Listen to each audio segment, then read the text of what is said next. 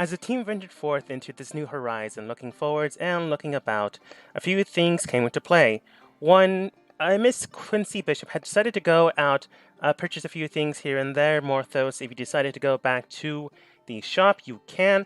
There's really no real reason to RP that. You already know the price. You can go back, purchase it after meeting Rusty here. She will bring out more belts, but honestly, those belts are way overpriced and overcharged.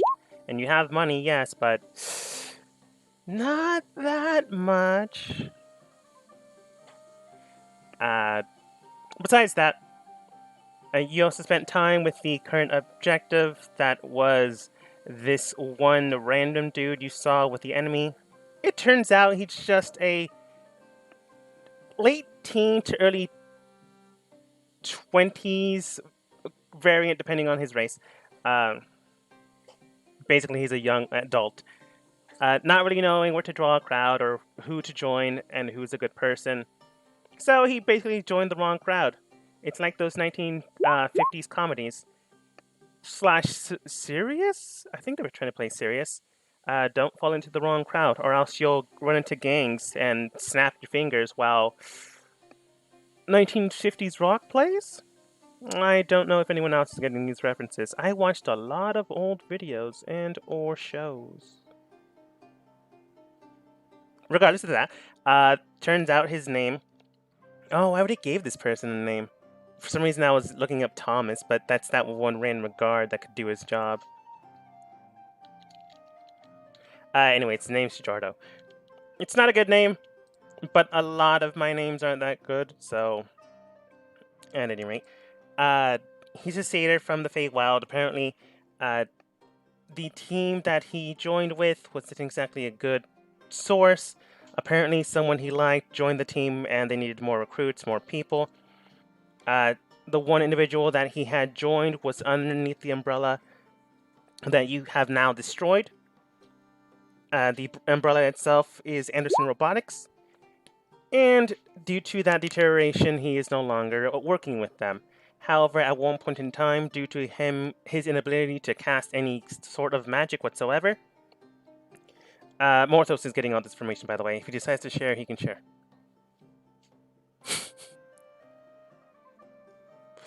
Also, Ray Boo. But I am now changing his name.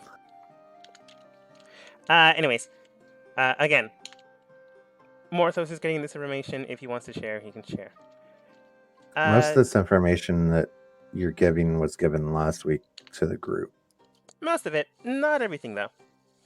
But due to his inability to cast any magic, he was recruited due to a splinter group, another subsection group known as... I think I already gave you this name. The other villain of the campaign. One of three. Okay, no one's saying anything, so I'm gonna assume I did. Dr. Wondertainment. Okay. Dr. Wondertainment. I thought it was rhetorical. Oh.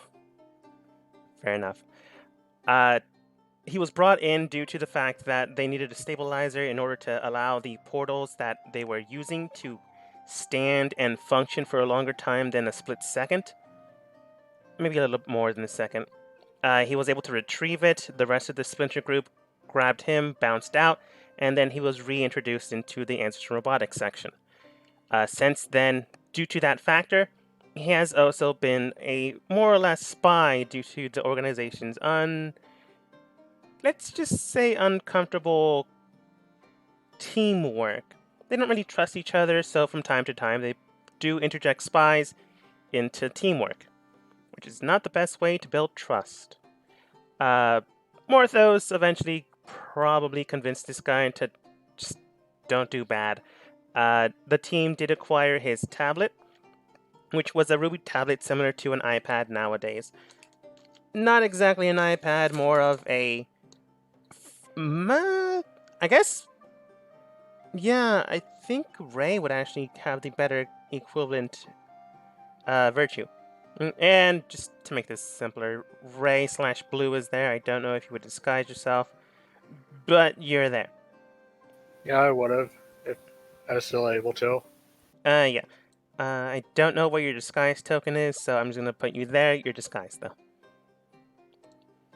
At any rate, Ray, you could tell that this thing is basically a wizard's focus, but without an actual establishment to said wizard. For some reason, this also binds in a spell known as Sending. However, the technological part is a generic source code, which is generally a symbol, its pattern. Oh man, I really shouldn't have changed his name. But, well, name has no affiliation with any companies and other officiates associated with said company. Hashtag do not sue. DiGiorno eventually gave you the inscription that you needed to write on the Ruby tablet in order to send out the sending. However, from what we can tell, Ray, and this is quite a marvel of technology, the sending structure of the spell is continuous, and it will continue to repeat the spell until the inscription is wrote once more, and then it'll shut it off. In order to receive a message, you must write the inscription to establish the connection once more.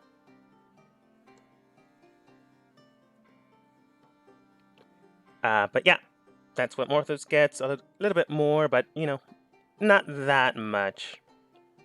Just a satyr that went to the wrong crowd. But with that, this is where you were at last time.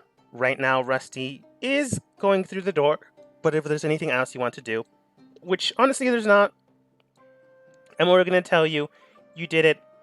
I am not going to penalize you for not figuring something else out.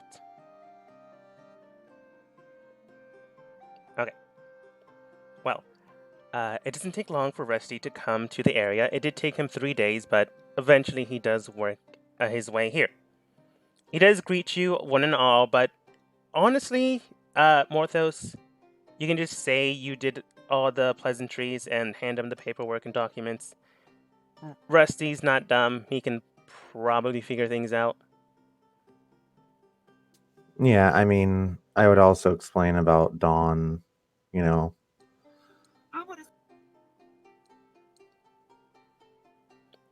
Fair.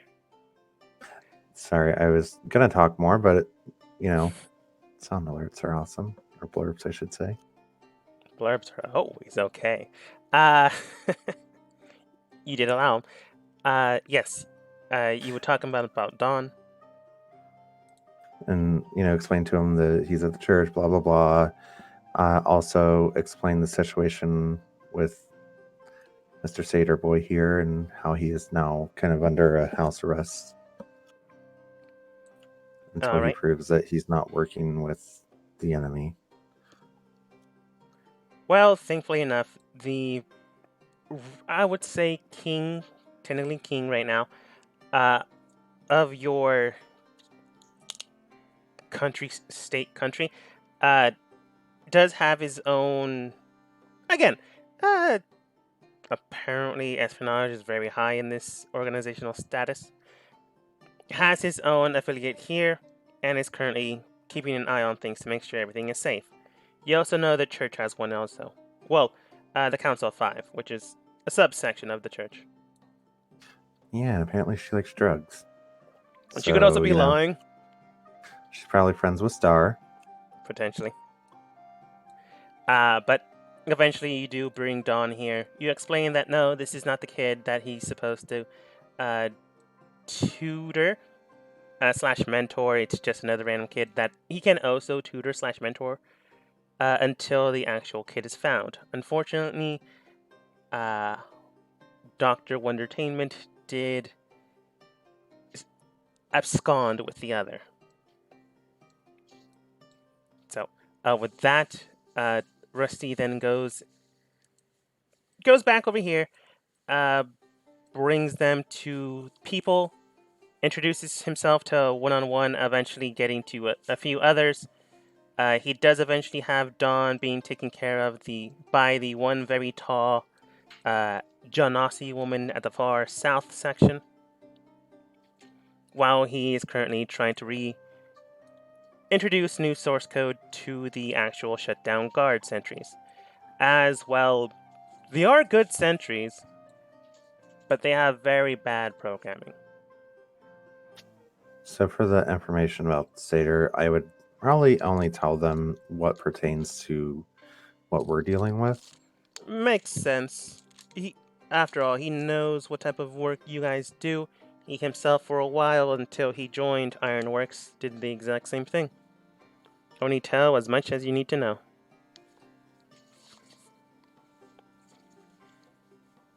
So yeah.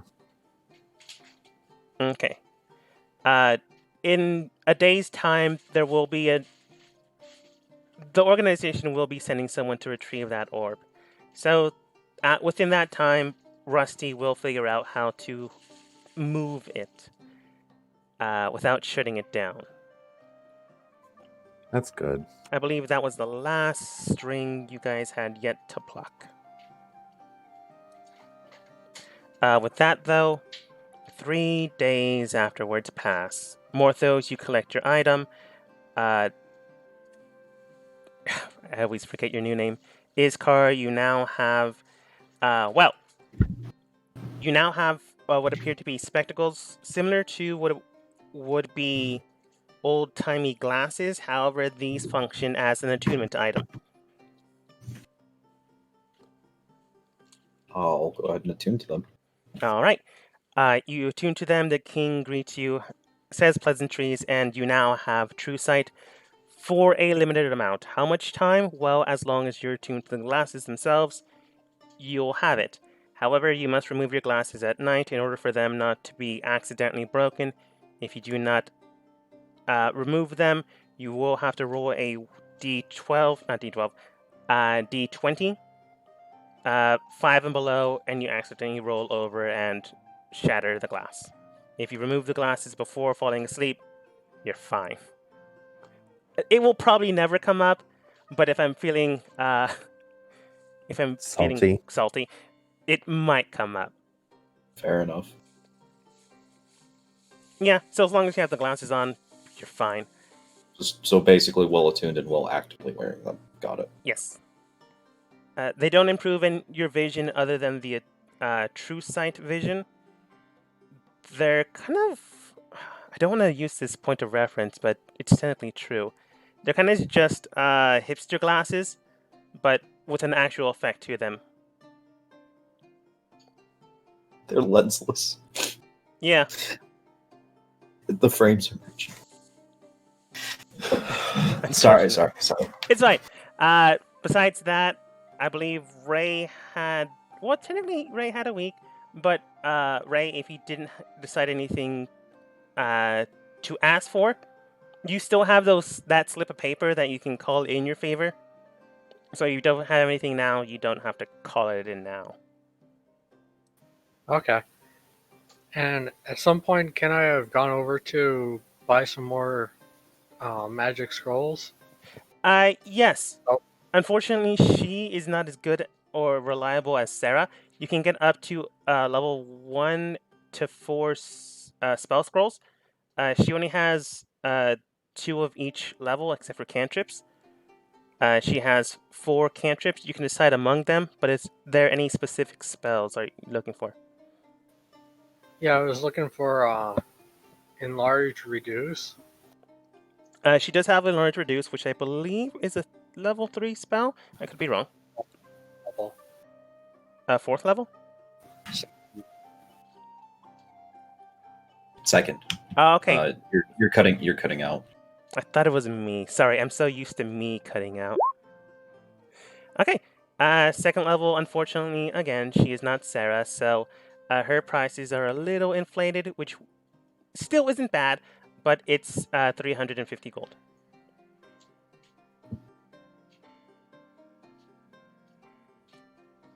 Does Ray have enough? Okay, I'll pay it. All right. Then that's 1 crossed off of spell scroll level 2. So, here are her prices. 150 level 1. 350 level 2. And then it's an additional 200 for each level above that. Which she only has a level 4, 2 level 4s, 2 level 3s, 1 more level 1, 2 level 1s, yeah. Somewhere in there was wrong, but yeah, math. And 4 cantrips. Cantrips are 100 apiece.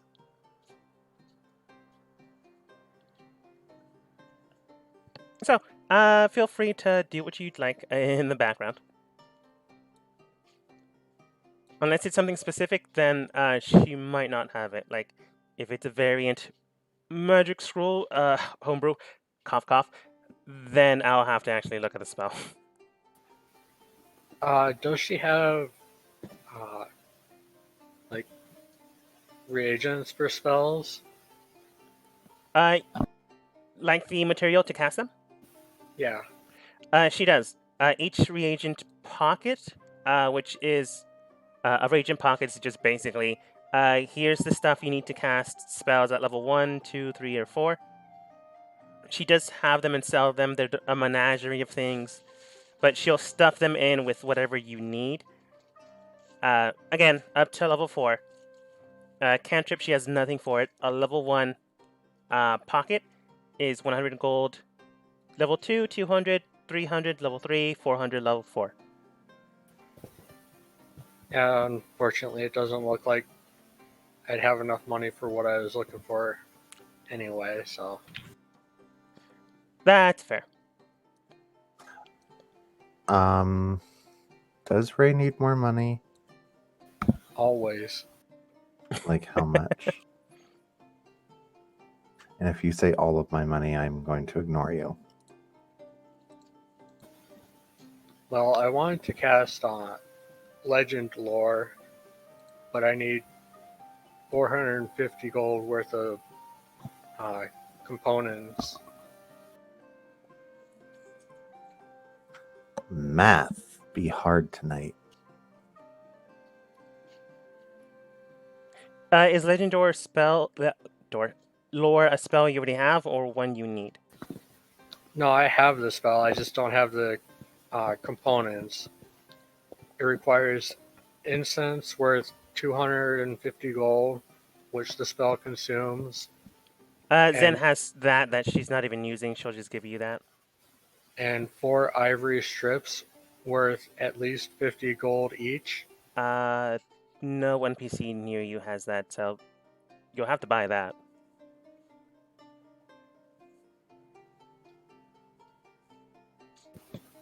Okay, I might have enough then if it's just the ivory strips I need to buy. Yeah, surprisingly enough, Zen hasn't needed to use her incense for a lot of things. Maybe it's because she accidentally multi-classed. Yeah. Could I try looking for some at that one magic shop we went to? Yeah. Go ahead and roll a d20. Okay, so you need 450 gold currently? No, I don't need any. Sure.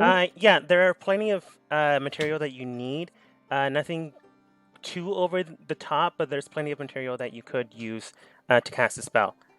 It's not like perfect, but it's rough and it'll do the job.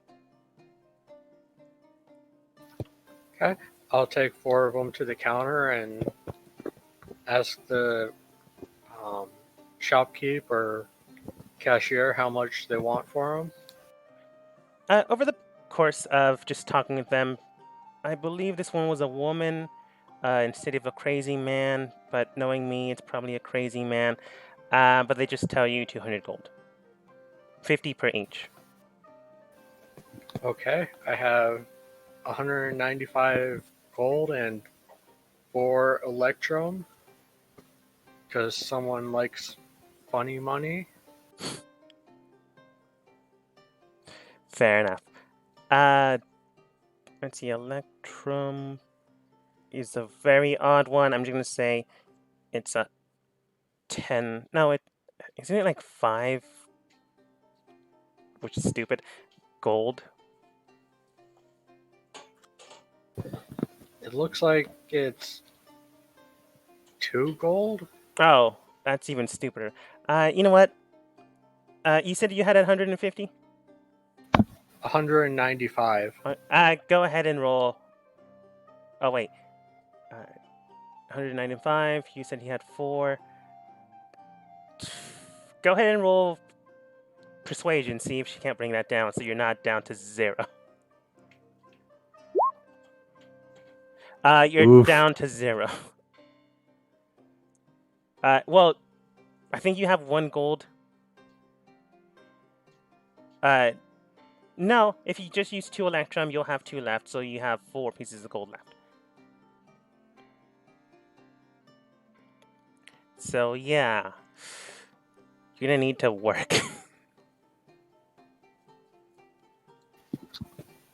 Or just ask Morthos nicely for more money. That's true. All right, it's both a May man have and a woman. goofed. I may have goofed earlier. Well, you- last week. Do you And not have any money? sold. No, I may have sold the Lich's weapon without realizing that that was a Lich's weapon. Oh, the blade, yeah. Yeah. I thought you did it on purpose. I've got so much. On a side note, I'm going to be giving. I have an innkeeper's quilt, the wooden daggers, small box, and all the stuff from Dusk that I would give to Dawn to hold on to. Makes sense. But you know what? You're speaking with Sally Ray, so I'm assuming you're not going to speak with Bob. Sally cuts you a deal. She brings it down by 50 since you're buying so many. So you only spend it 150. Okay. But even with a natural 1, don't worry about it. But over some time, you do get things moving. Unless someone actually has something to do, you guys will just spend your Iskar's honeymoon just having a pleasant time until you actually have to get back to work. Or you can go back to work and tell, the group that you work for the current situation and cut your vacation time short. Well, I'm going to cast Legend Lore on Arcadia and see what I can glean from that.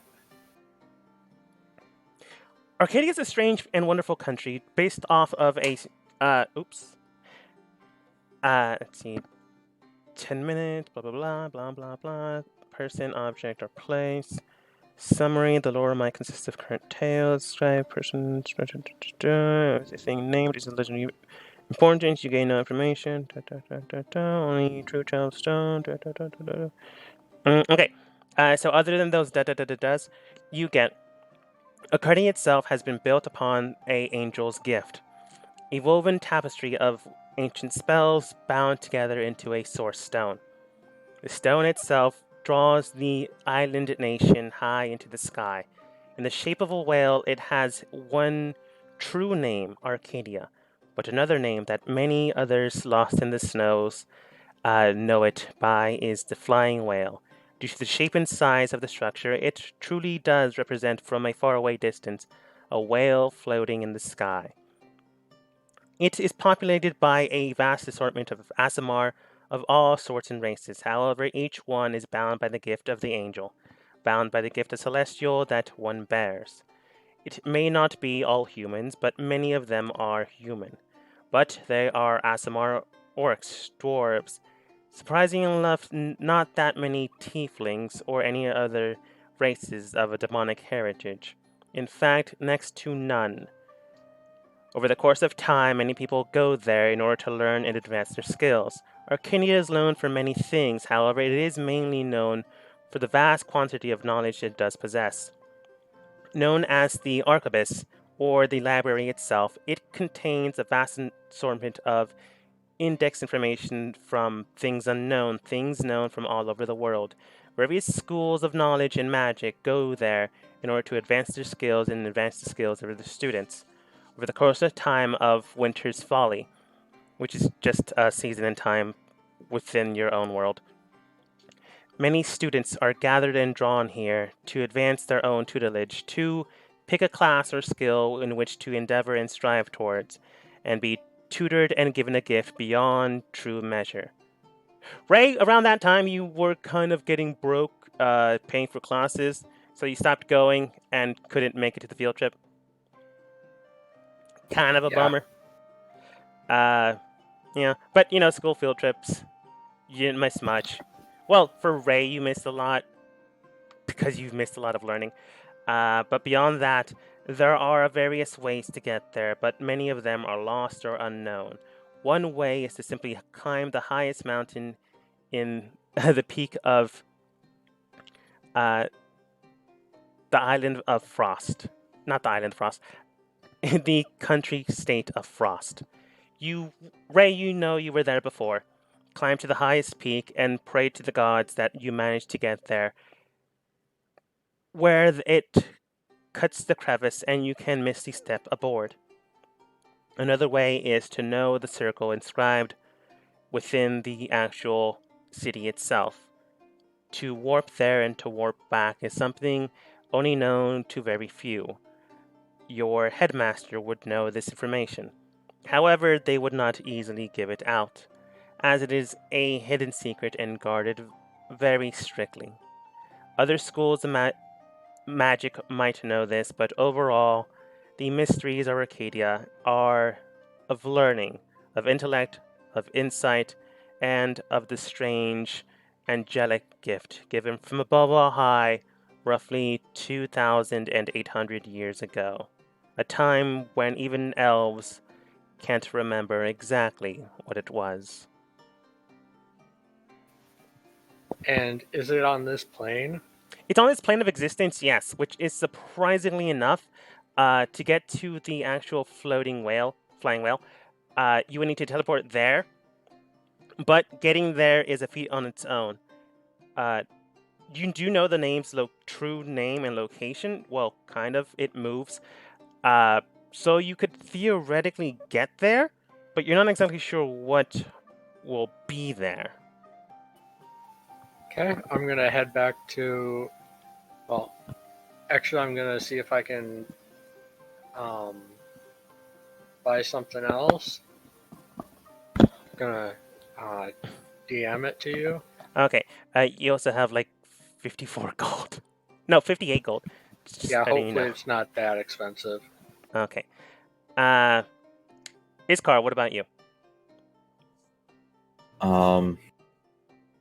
I'm just kind of walking around in the new goggles and the new glasses, my new shades, Oh, interesting.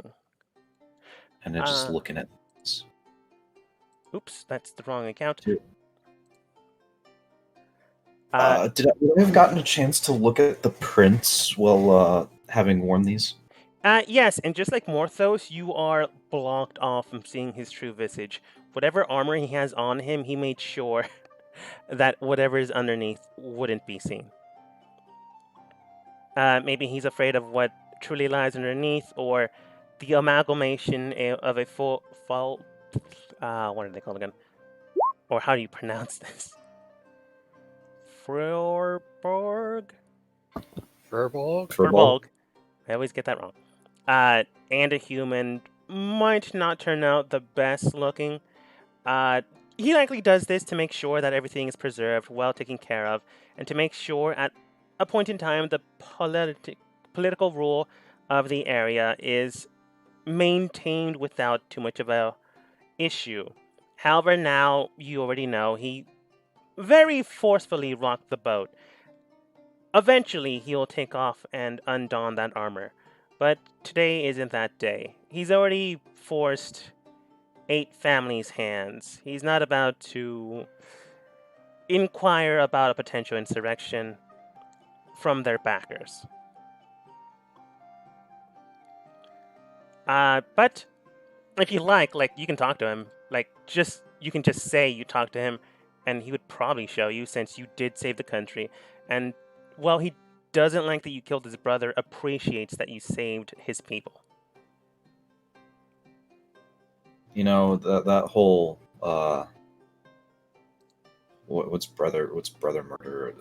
Be like Hey, it wasn't us that killed his brother. It was that other guy.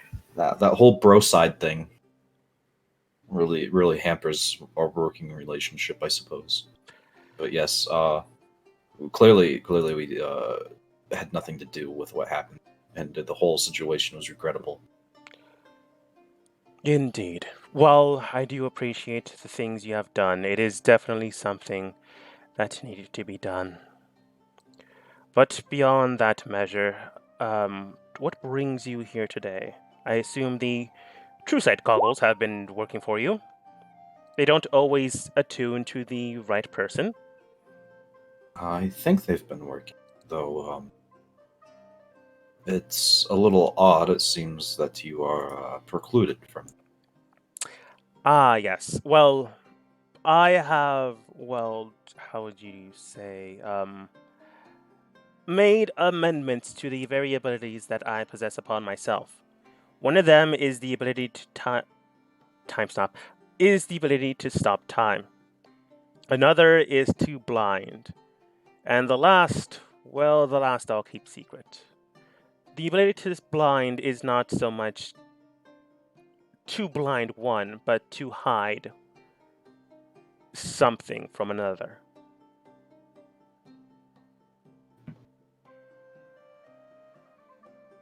So Akio, stop doing that. Sorry, just saw this Discord message. You don't actually have to What? stop. Don't worry about it.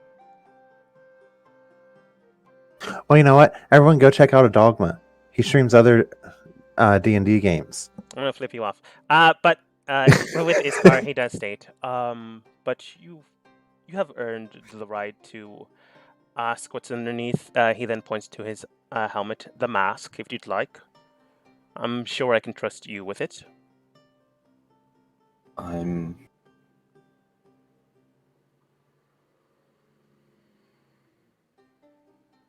would like to see, just simply to make sure that we leave the country in as able hands as possible. I suppose you can't really trust someone if you don't even know their face. He then... I've trusted your brother. Quite right. With that, he does remove and undons the armor. And underneath, well, it defines your words of pretty or ugly. But he's not exactly what you would expect. He's a giant dinosaur. Actually, that would have been better. But no, looking underneath, you can tell that there is almost a high frontal nose, slitted eyes, and he does have a... I'm going to screw up this name no matter what you say. Fullerbog, I'm going to go with that name. Features, lengths, but on a human face. The face itself then elongates and comes... For bulk, thank you. Drawing the skin back, causing it to also look malnourished or bony. It's not a good combination. It's weird, but you can clearly tell he hides this to make sure to present himself more favorably. Eventually, he will show the face, but you can tell why he did this, mainly to make sure that the political powers at B don't try to cause commotion while his father was down. He was smart about things, making sure that his gifts were finally attuned. Maybe that's why he's not exactly telling you his third gift. Beyond those gifts, though, he would state that he has no other abilities. His main ability is politics, which he does not enjoy, but unfortunately his other brothers and two sisters, who are far too young to actually rule a country, aren't good at.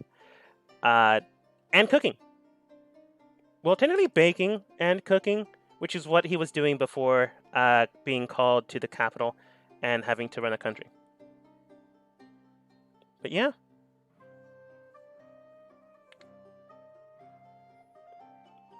He then redons the armor afterwards.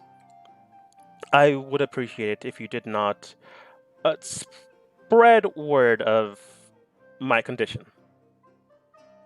I'll let you be the arbiter of that decision. It will come, but not for some time. I'm just happy you like a skeleton or something.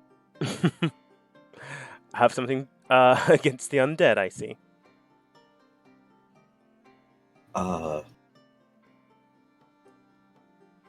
Yes. Well, that's fair. Many of them are brought up by evil means, and others are simply, well, I suppose, vengeful spirits. I have met 3 decent ones, but they are few and far in between. Would agree with that.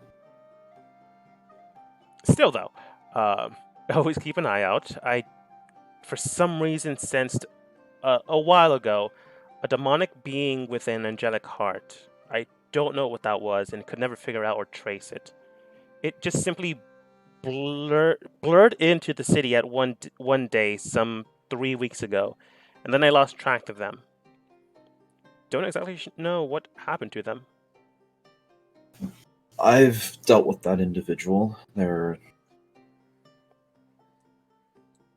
interesting. It's best to not get involved in such affairs. Fair enough. So, what are you and your men and women heading towards now?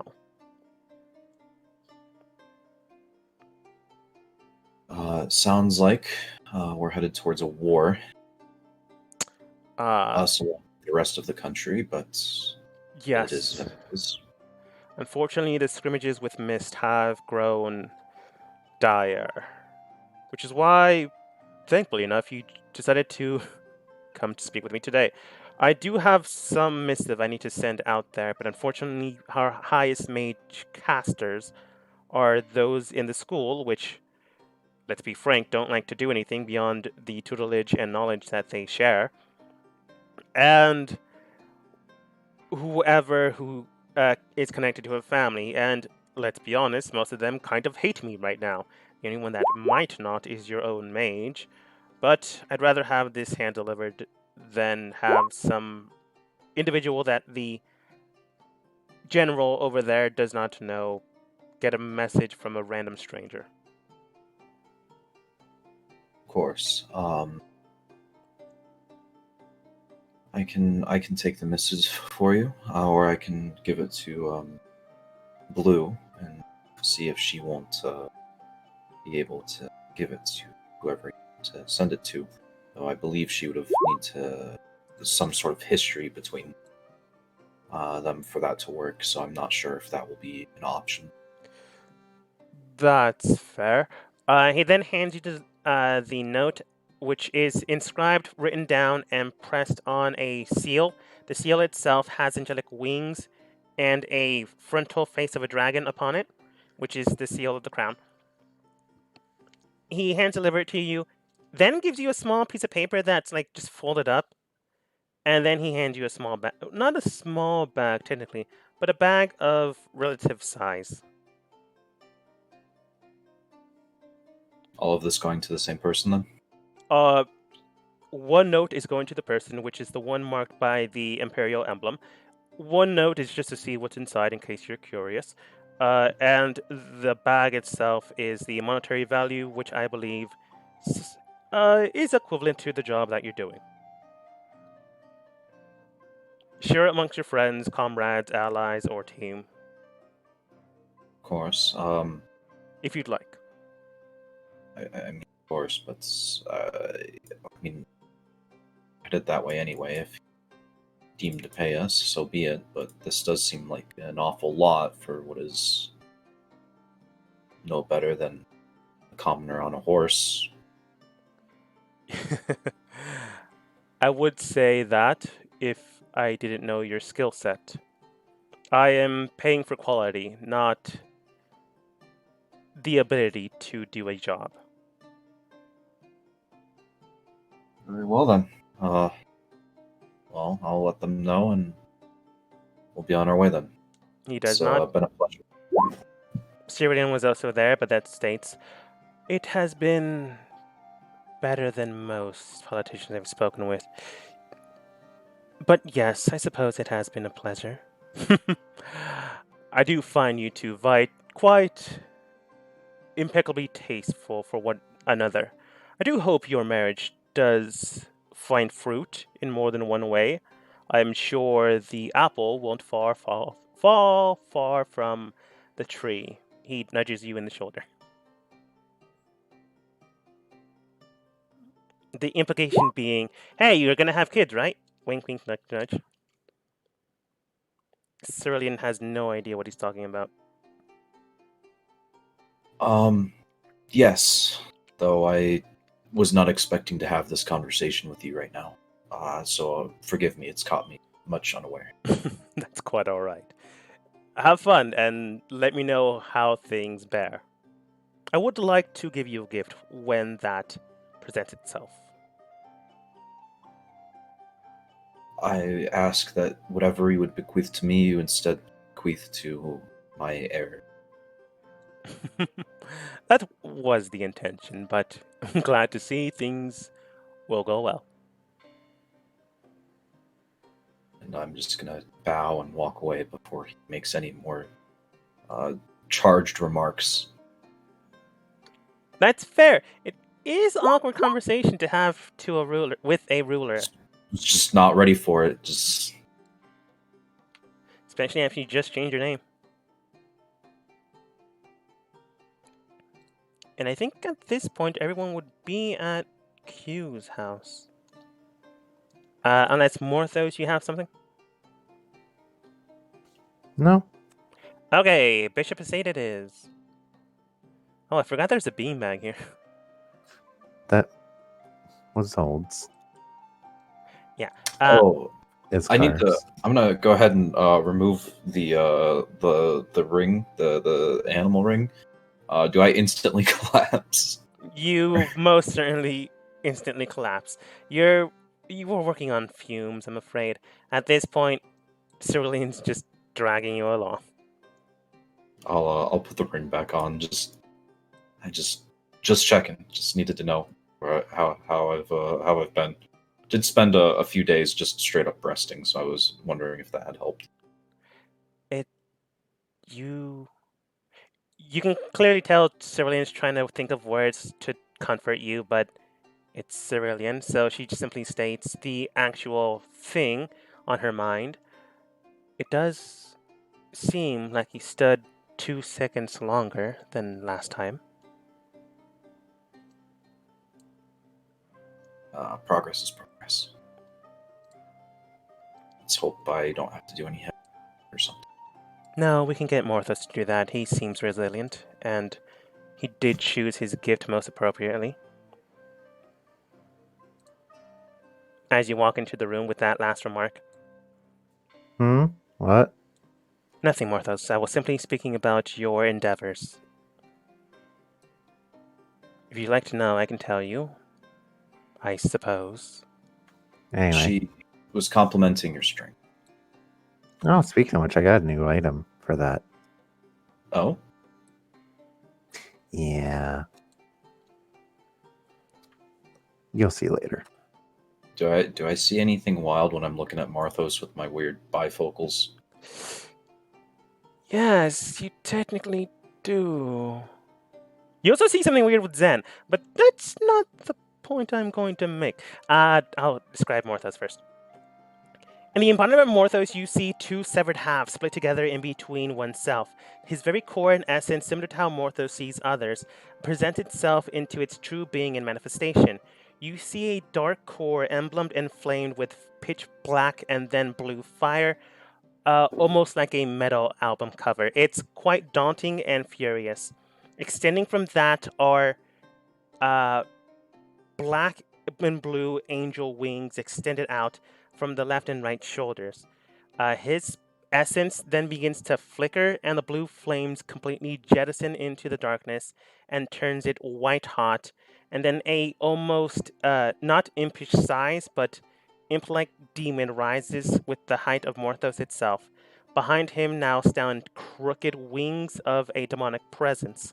This keeps happening repeatedly over and over and over again, almost to the point of nauseating point, until you finally focus in on Morthos' true form. It is Morthos, but You can tell that there's more to Morthos than meets the eye. After a good few seconds of figuring this out, you then see a massive chain on his back being drawn out into nothingness. It extends out from him 5 feet. You imagine within your own eyesight, and then after the 5 feet, it goes into a shadowy mist and then into who knows where, as you no longer see it at that point in time.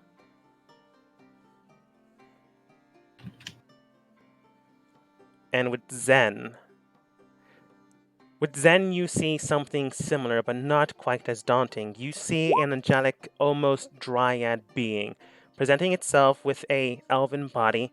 It seems to have rotted roots to the core, and inside the filigree are almost dark roots themselves.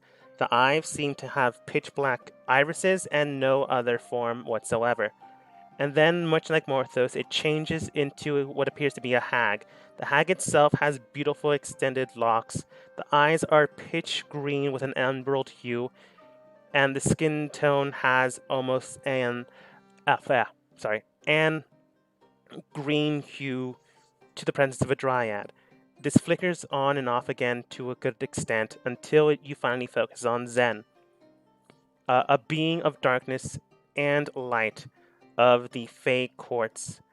You then notice the same type of extensionary chain from her back extending out 5 feet and then going into a fading position, and then after that point you see nothing.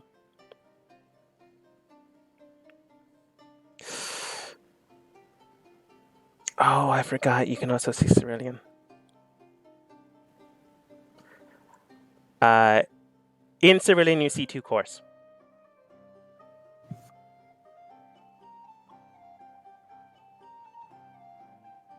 You know, I'm just gonna let sleeping dogs lie. It's worked for you so far. Like, you don't see the whole chain weird secondary form. Just 2 cores in Cerulean, and then like small. Well, you've already known this because I think Morthos. No, I don't think Morthos did say anything.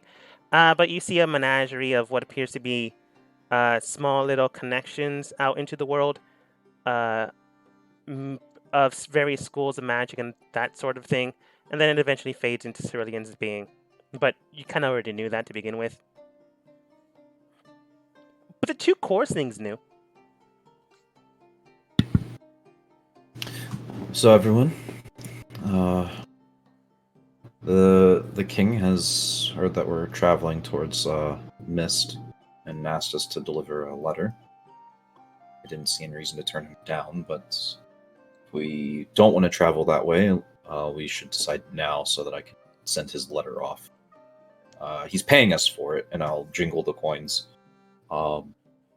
Marthos, you've carried around a lot of money. Are you good at like estimating how much this is by weight? I'm gonna refer this question to the DM. Would I be able to? Yes, but Zen would also no, Cerulean would say this. We could also perhaps open it and see how much is inside. I mean, yes, we could count, but I was just looking for a rough estimate. It seems, and I'll go ahead and just open it, just see what kind of currency it is to begin with, I suppose. Before you open it, Cerulean does state, we could make it a game, I suppose. Some sort of betting, and whoever gets the best or closest gets the greater pot, as they would say.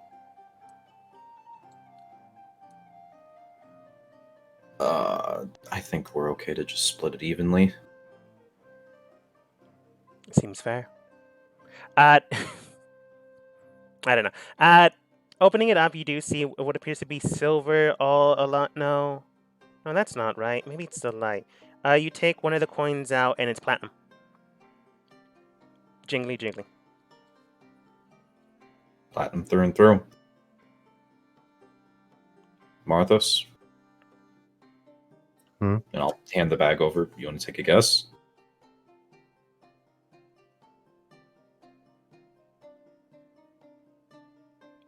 Since I didn't... Oh. I'm here. I'm just trying to look at what would this be to try and give me the best guess. I mean, a quick perception might give you the best guess.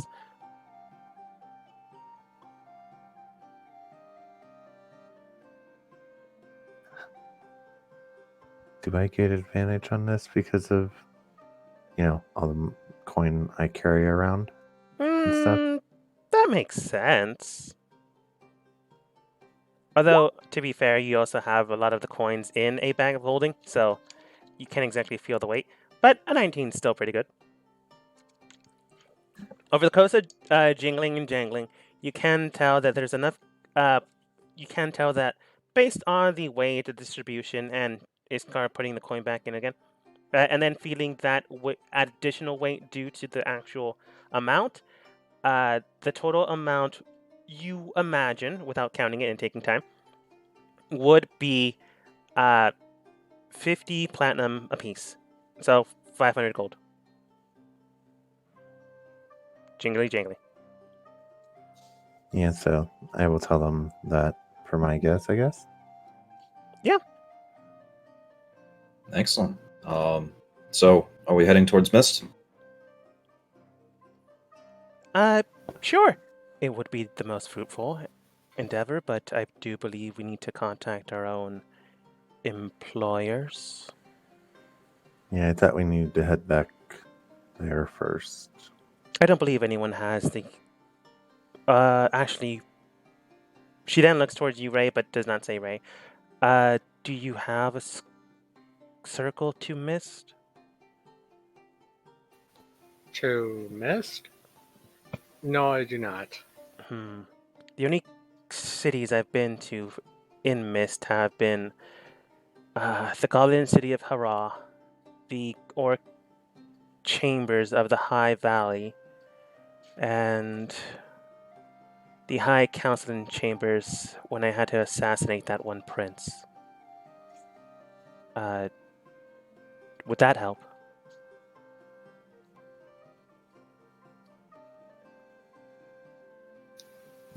Do you know the circles for those places? I am going to roll for her. She does not. I don't believe so.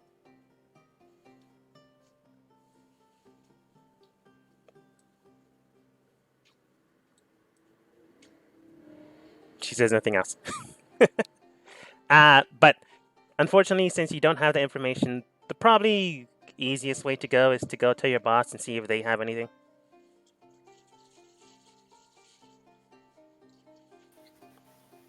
What was it we needed to go to Mist for?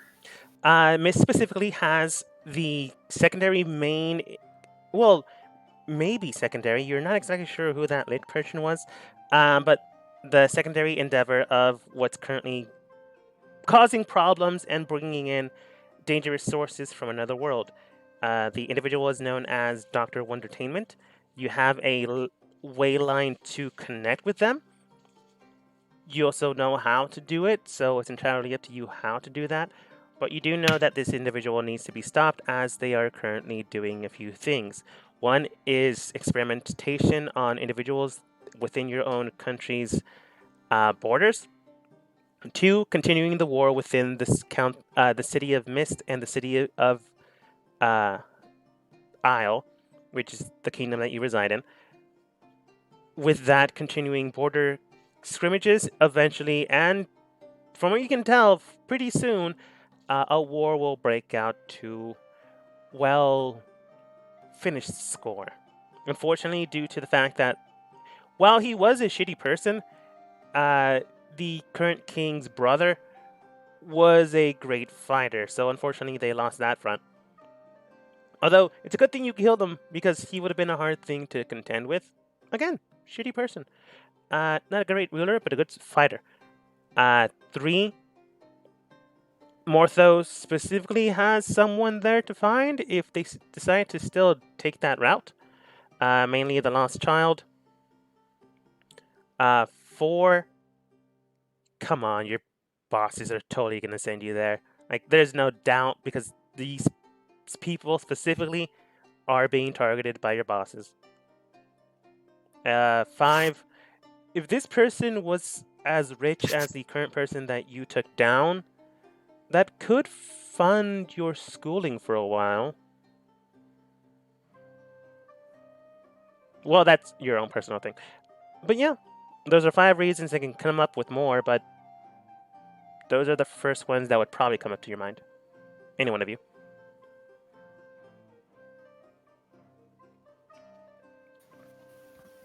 Do we need to go right away?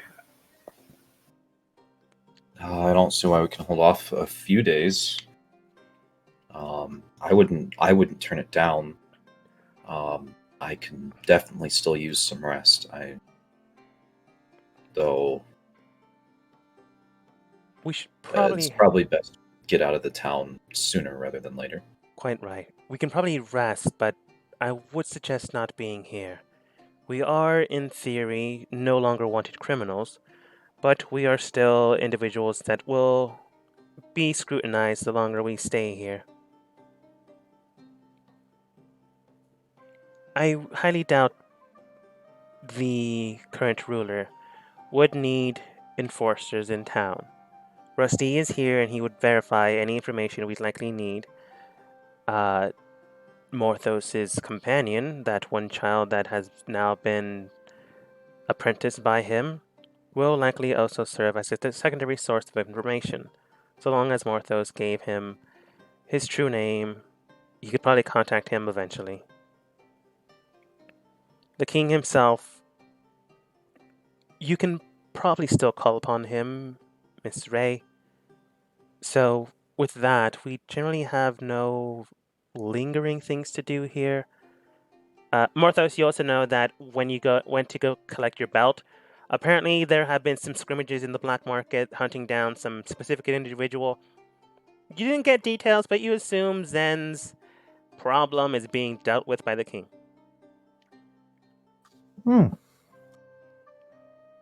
I would probably just quietly let Zen know. She thanks you. But Cerulean does state, is there any particular reason why you would like to be here? Any one of you? Morthos, it can't be because you want to make sure the child's safe. He already has a guardian for that. You don't need to mother him or smother him. Zen, it can't be for shopping.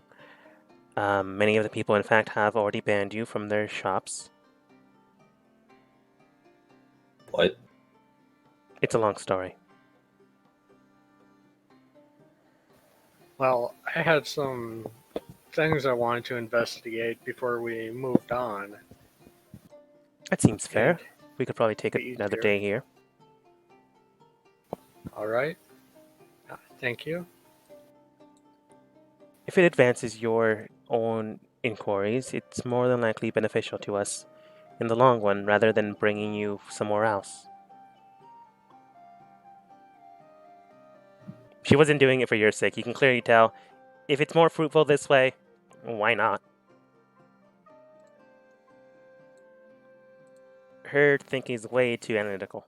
But yeah, if it helps. Also, out of character, was I ever able to identify that magic robe we got from the Lich?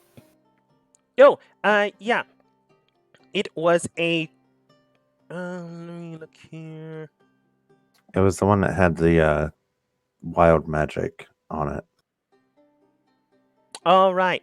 The robe itself does possess wild magic charges. You can extend it out towards the source, which is the main focus point to it. It can be yourself, it can be someone else, but you roll 2 wild magic surges and pick from one of them.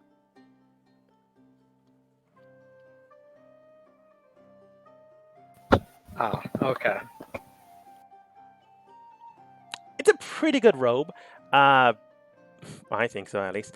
But it's not like overly powered, it's just not controllable to the current extent.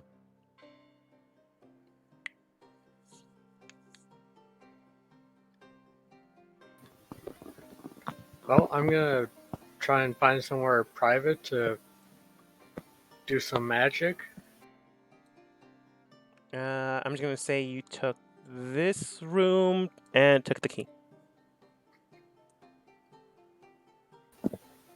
So I'm going to take out that box to Arcadia. Gonna open it up and cast Arcane Eye.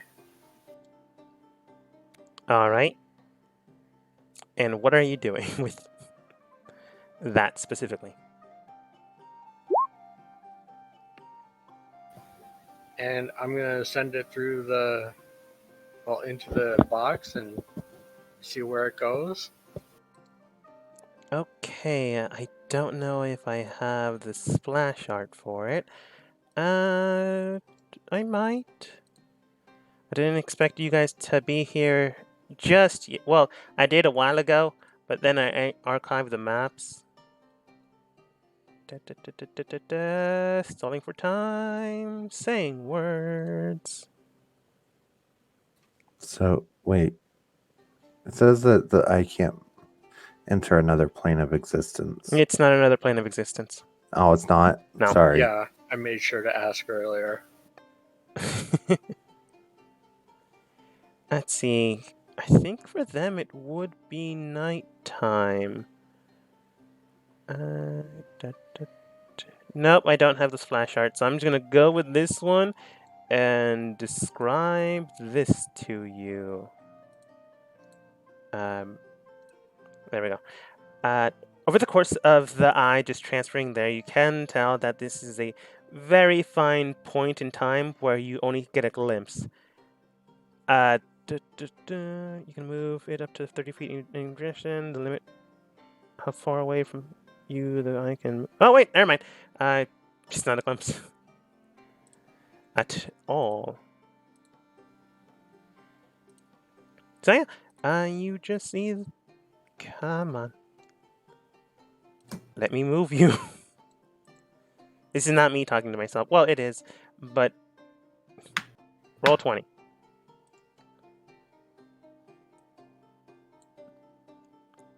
Over the course environment that you see, the eye transfers into another... not dimension. Basically, it's a portal. Zold, if you cast your portal thing, you can clearly tell there's a portal there. It's not within 1 mile. I can't. It's like 30 feet. Anyways, you didn't, and you wouldn't know about this, so why would you? The eye transfers in. Looking inside, you see what it seems to be a plethora of construction, Gothic-like abilities, and various sentries on top of the roofs themselves. The sentries stand at roughly 7 feet tall, which is pretty tall, but not overly dramatic. Some of them have angel wings, others have strange garments, but all of them do have a silvery crest to the left side. On the silver crest itself reads S9. There's a very large chambered system in the middle of the city, which almost looks like a cathedral. The central chamber cathedral, however, there is almost like a stained glass, but it's not glass itself. It looks like a giant eye, really, and as your eye gets closer, that eye looks towards it. So clearly, it's not just a painted filigree or any of that sort. With that, the eye peers into yours and simply states, "Why are you in Arcadia?" I found a portal to it, and I was wondering if it would be safe to use to come visit. You then see your box begin to glow and then diminish, and then it states, "That portal cannot bring out anything beyond an organic molecule in the scope of magic. If your entire being is framed with magic or you are inorganic, you can easily pass through. Without that ability, you will then be inscribed into magic itself and empowered and infused into the source."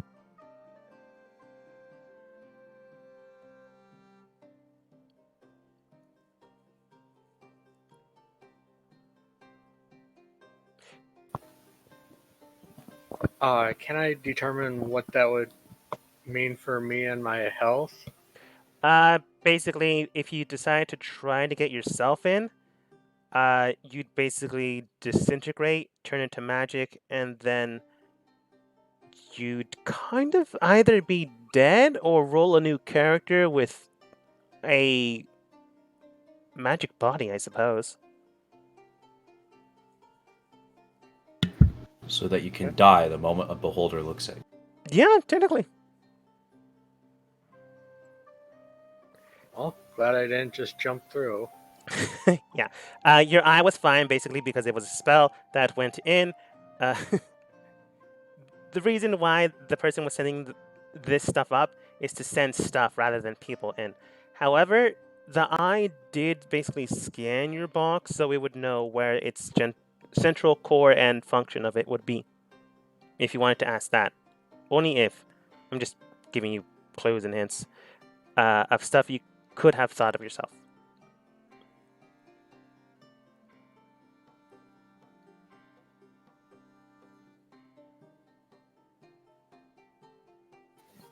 I'm sorry, I didn't quite follow. The giant eye scanned your box and it knows what it was used for. If you want, you can ask about that, or you can ask about anything else in town. Like the sentries on the city, what are some of these buildings, who's of note. The eye seems receptible, but giant eye. Okay. So, do you know what this box was used for? I have another one that also goes to the Shadowfell. This one was used for monetary value and exchange between two individual parties. One would reciprocate with other things, and one would reciprocate with monetary value or of equivalent value due to the processes the one would give. Basically, the guy you stole this from, or the house you took this from, paid for services. And how come the portal comes out here? There are many here that provide their services for a quantitative amount of value. No, Education I and mean go ahead. in this area instead of like an office or something. It does seem like one of the high council seems to be associated with the individual that you are associated with yourself. It is quite possible that it is high-ranking officer within the community itself, or a corrupt individual has been found. Do you know the whereabouts of the other one inscribed with the similar box? Basically, do you know who was getting sent this stuff? I know who owned the box I have. I don't know who he was sending it stuff to though. I see then. Then a hunt must commence. You see that eye then turn pitch red, and 3 of the sentries in the area fly over, jump over, or turn into shadowy mist and then come in out of nowhere, present themselves to the eye all in a row. It seems that a perpetrator has entered into Arcadia. Please find and exterminate them immediately. Each nod and then head into the city to find the whereabouts of the other person. Thank you for bringing this to attention. At Arcadia, there is no use for corruption within the city grounds. I'm glad I could help with that. Uh, I'd like to come visit sometime to further my education in magic. If it's educational magic you seek, then I present to you these 5 cities and 5 towering structures. He then tells you information already know.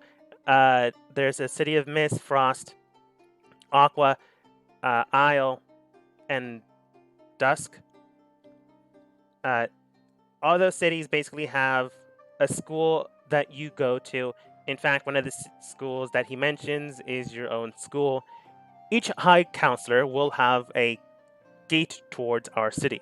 If you decide to use one that you have found, it will be of lesser value and it may present itself its own quandaries and or problems, but they do in fact exist.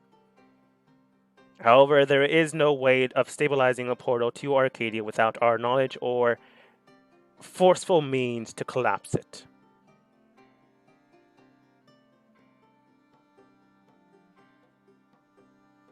I see. Thank you. It moves its eye up and down. You assume it's a head nod without the head. Now then, it seems that your very presence is itself a corruption. I would like you to leave immediately, otherwise, without your full presence, it'd simply be a disturbance within our community. Right, of course. Sorry. And I'll dismiss the spell. Alright. This spell gets dismissed, and you get pretty much more or less. Yeah. School field trips. Yay. You can tell, however, that the area was populated with a high density of magic, high learning, but with that much learning and that much information, there is a strict structural form of, hey, don't mess with stuff. However, they weren't completely unpleasant. It just means that they have rules that they abide by. And by the way, you can tell very, very strictly.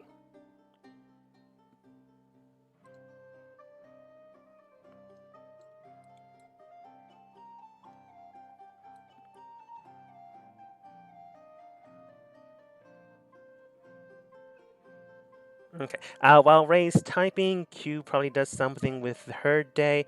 Morthos, what do you do? That's true.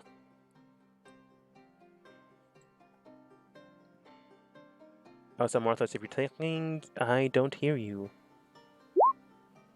Blah blah blah blah blah blah blah. I was thinking. Hey, you're also don't- running a stream, man. I don't know if you're thinking or talking to the crowd. They've been quiet for a little bit. They're up to something. I mean, there was a whole. Okay, so now they're starting again. I told you. They're up to something. Up to something good. I don't know the rest of the song.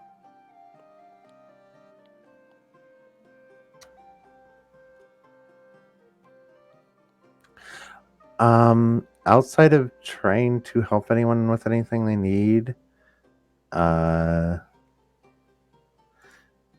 guess at the very least, Morthos could try and deal with the situation in this room here. Oh yeah, the torture chamber that no one cleaned up. So I'm sure Q will find a use for it. Or Zen. Maybe Q, but not Zen. we don't know Zen. She's a little. Yeah, she seems like she has a dark side. Yeah. I suppose. You're not wrong. And now my entire chat is calling it the sex dungeon. Well, I mean, they could use it for that too. Right? they generally could. Is this supposed to actually be the bathroom? It's actually supposed to be the washing room and bathroom, yeah. Oh, goodness. I just chose a room at random. The threat of waterboarding is ever present. Oh, I think that's why I chose it, because you made that exact comment. But yeah, you eventually clean up the, let's just call it the dungeon room for right now. Let your We'll own just minds stash it all down in the office. wander about. I mean, yeah, good torture stuff is hard to find, or at least hard to repurchase or without questioning eyes peering at you. So, in case they need it or in case you do, you put it into the office chambers, put it in a small cubby container, and let that ride itself out. Who knows? Maybe a tabloid will come in, sneak into Q's home one day, find these tools and then make a expose about Miss Bishop seems to have a query for kinks and I couldn't think of anything else. Fail. Yeah. That kind of thing. Yeah. I got the headline. I got the headline. Go. Okay. Of leather and chains, a delve into the Bishop estate. Oh yeah, better than mine. But yeah, probably keep an eye on the group in case anyone seems like they're not well, especially certain people that can barely walk. I can walk when magically enhanced by a ring, I'll have you know. True. Take the ring off. You can tell without. Go ahead. Joke's on you, I took the ring off and collapsed in the bed. And then I took my glasses off. But yeah, Morthos, you can tell Iskar, without magical enhancement, is not doing great. He is improving, but small quantitative amounts.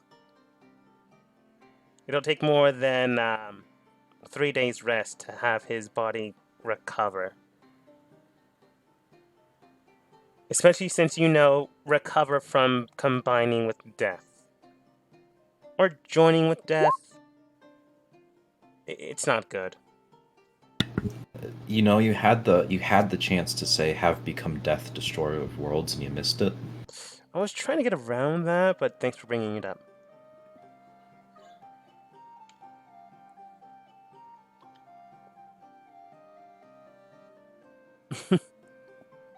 Sorry, I was reading Morthos' chat. But besides that, Morthos, everything seems in order. You probably stashed the beanbag chair somewhere.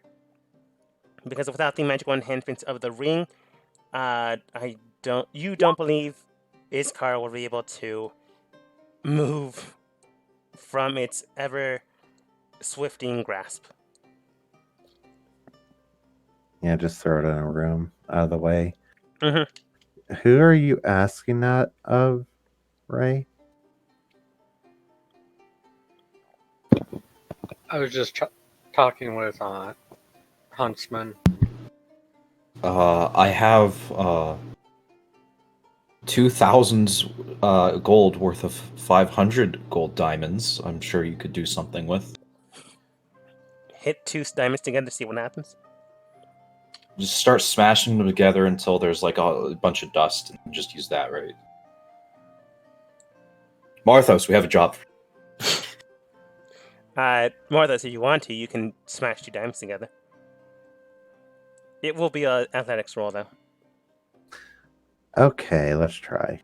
And with your new strength. Right. Oh, also, someone eventually does come over and fix the house walls again. Oh yeah, that was still a thing. Yeah, I just cleared it up. Q just tells you guys to stop blowing up her house, but one doesn't say stop, just says try not to.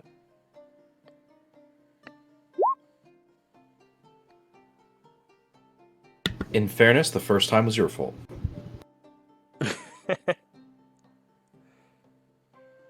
They lightly chuckle, but say no more.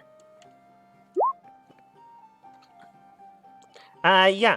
Morthos, with your newfound strength and enhancement drugs. Well, not really drugs, it's more like an item. You're always trying to push drugs onto Morthos. I don't know why, but it always keeps coming up. To be fair, it's not just Marthos. It's mainly been Morthos. It's mainly been Morthos. But, yeah, both of you are not wrong. But with 2 buff hands that look almost slender and physique, almost more to a swimmer's body than anything else, you just begin to smash 2 diamonds together, and eventually you do get some dust. To actually get these diamonds worthy to be into jewels again, you'll have to go to a jeweler, which is back in Roanoke, or going to the high estate and getting workers from there. But you have your dust, and 2 now very awkward diamonds. They are no longer resellable unless you refine them once more. And they just look lumpy and clumpy. I take them back. Morthos, you have ruined 2 diamonds. But that's impressive in its own. Now, Raishiana, what do we do with this dust? Do I inhale it?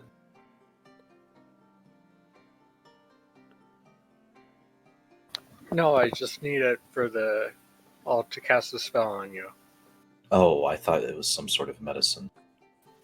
No. That's more Morthos' thing. I'm proficient in herbs and tonics as well, but yes, it's Morthos' thing. I am also a cleric of soul, but sure, it's only Morthos' thing. And then Q makes another quip herself.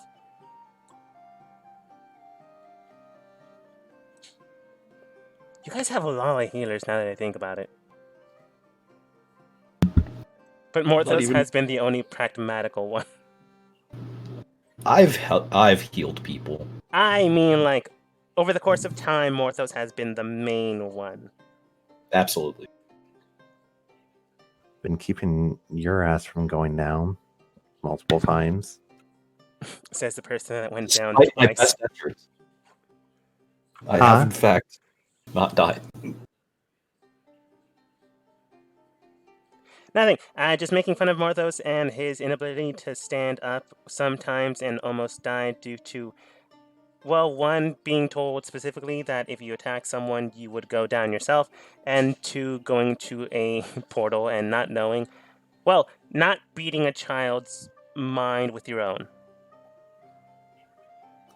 Technically, I didn't go down at that time. That's We were just teleported to a different location, so That's fuck off. true. But it's classified as the same, unfortunately. But you didn't die, thankfully. Who knows what will happen the third time, though. But, Hey, at least I'm not the DM that gets completely salty because all of his freaking enemies get annihilated. yeah. Oh, well. It's a good thing you're not that DM. But, Raishiana, you come over, you grab the dust from Morthos' hands, making sure that Iskar doesn't eat them. You position them on a small piece of paper with the other acquired marks and gaggle of things you need. Which is probably just the dust, but I can't really think of what Greater Restoration needs. But you store it, write it down, and place it in front of Iskar. What do you do? Gonna cast Greater Restoration on him.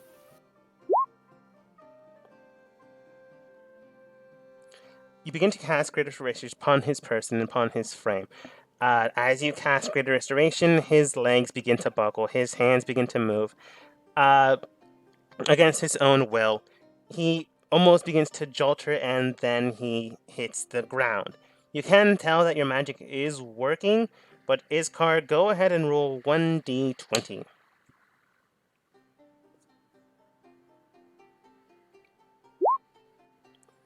Wow, you just barely passed the threshold point. Iskar, your body is taking a toll. With the amount of magic that Ray infused into you, it's a high spell, don't get me wrong. But so was the thing that crippled your body to begin with. The ability to negate that sort of force against your body would require a lot of luck. Beyond the amount that you yourself well, no, you've been very lucky. You've just been always putting yourself in a very dangerous situation. And it might catch up to you one day. But thankfully enough, this is not this day. You needed a 15 or higher to pass this will check. You got a 16. With the amount of force bound within you and with Ray's magical aura, it infuses and imbibes your body with a great amount of force and structure. Your bones begin to be less brittle, your muscles begin to relax, and the tendons and cells begin to mend.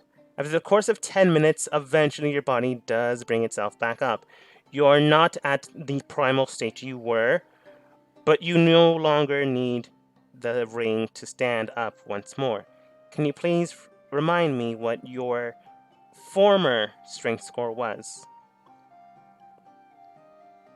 Before anything happened, it was 13. You are now. Well, I was going to -2 to your former strength score. So you're now at 11. Which is 1 higher than what you're currently at due to magic enhancement. And due to that enhancement, the bear strength, well, the totem ring, bear now takes true effect. You now have a +2 to your strength. So I'm back at 13. You're back at 13. What a weird set of circumstances to have happen. Yeah. I am incredibly sore, and that was unpleasant to say the least. But I do thank you, Gracian. Of course. Hopefully some rest will get rid of the soreness. I hope as much as well.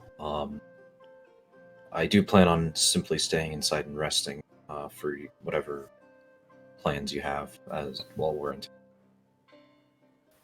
Yes, try to avoid any strenuous activity. Zan looks towards Cerulean. Cerulean looks towards her. Zan looks very concerned, but doesn't say anything.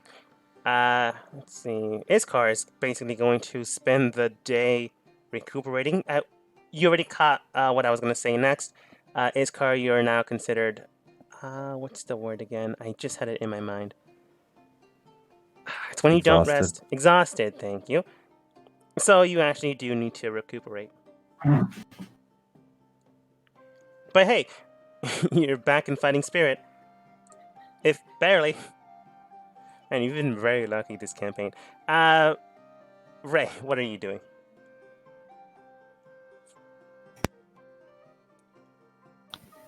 Have we updated Phil on everything that's going on? You can do that, or you can do that when you return to town.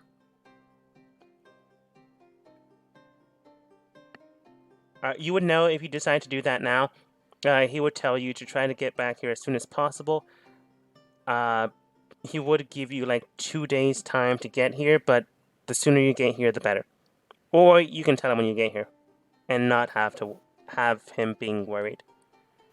Okay. I'll just not tell him for now. Fair enough. Anything else except for calling your boss to tell him that his company might go under? Which is kind of the equivalent. Now I'm just gonna go back to that room I was in and read some of my books. All right. Morthos. Well, we took care of all the stuff.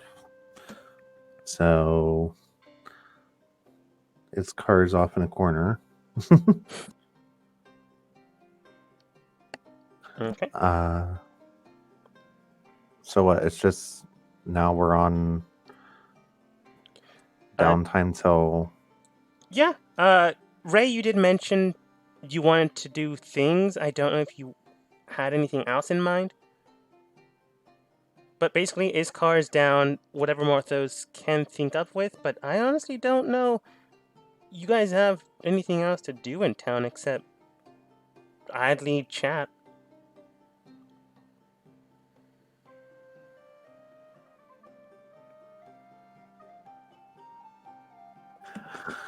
Well,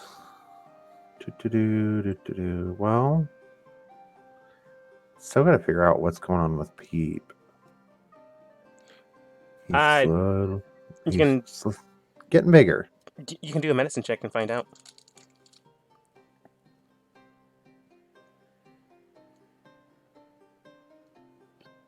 Medicine expertise.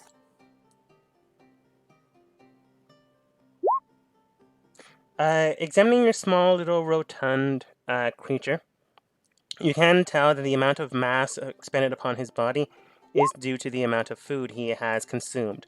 It's not something to worry about, more of a concern that this is happening.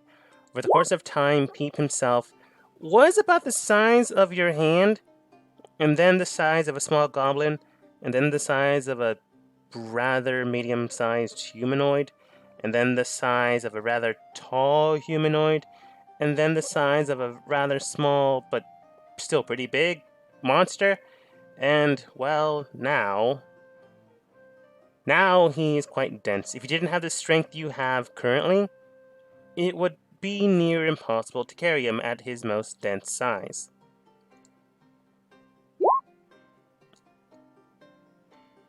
The current size he stands on is this much.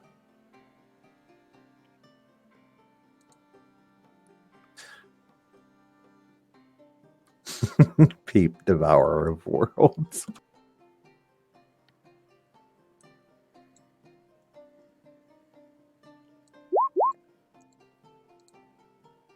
But yeah, Peep's healthy. It's not something to worry about, more or less.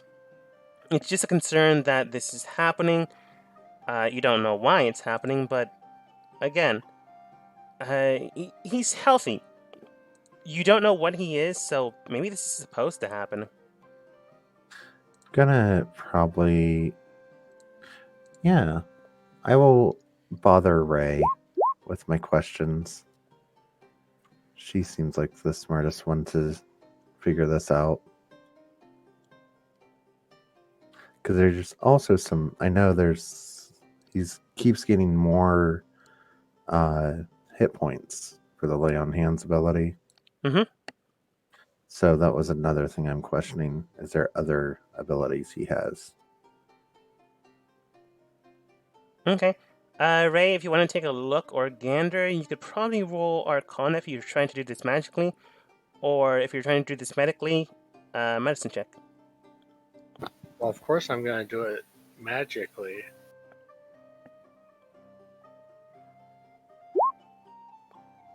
Observing his nature and looking at the abilities he has, you can tell that his abilities don't strain from a source of measurement or power beyond the capabilities of his form and stature. You can tell that the structure he is now, I'm assuming Mortho shows you and expands him, or tells him to make his... Man, I was going to do a Power Rangers joke, make my monster grow, but let's not go there. Peep grows in size, and then Morthos tells him to shrink back down because he'd rather not destroy more of Q's house. You can tell that the more mass he then consumes, the stronger and bigger he gets. Due to that factor, and due to the mass incorporated, he will grow stronger not only in expansive measure, but also in gifts and abilities. You're not exactly sure what gifts and abilities he has, but you do know that they have enhanced. One of them is the expansion process and the density attribute he now possesses, which Morthos already knew. Another would be the enhancement process of his healing factor. And you also can tell that there are 3 other things that you're not completely sure of what he can do. One seems to almost imbibe his presence into another form or being. One seems to suggest a almost rippling effect within the area, and one seems to be not quite fully formed yet.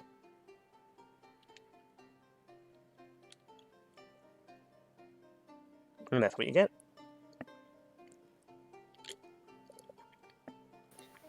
I'm going to try and cast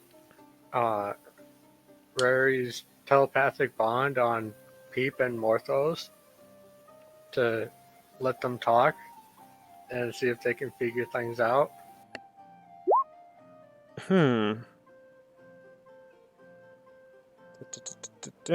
Creatures intelligence score of 2 or less aren't affected by this spell. Doesn't connect. So Well, Peep's dumb. You're dumb. And then we zoom into Marthos' mind, and it's just elevator music.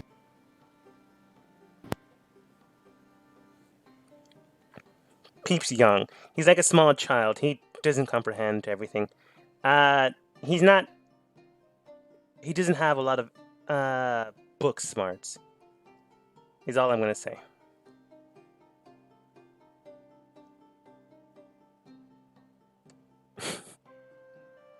But unfortunately, the spell does not connect.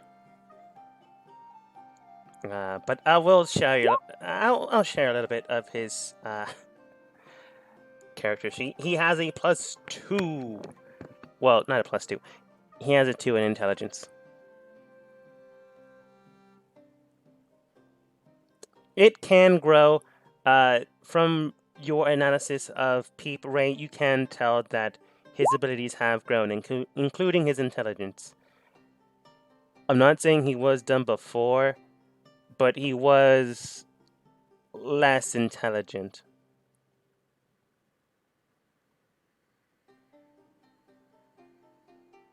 He is learning. And he's also learning through the environment and lens that you present him with. So don't steer him wrong? Maybe an active war site might not be the best place to bring him. Just a thought you have, Ray. But besides that, no connection can be connected. And Morthos, Ray just tells you that Peep's done. Yeah, I'm just gonna tell Morthos what I was able to figure out, and that's about it. Okay. Okay. So I guess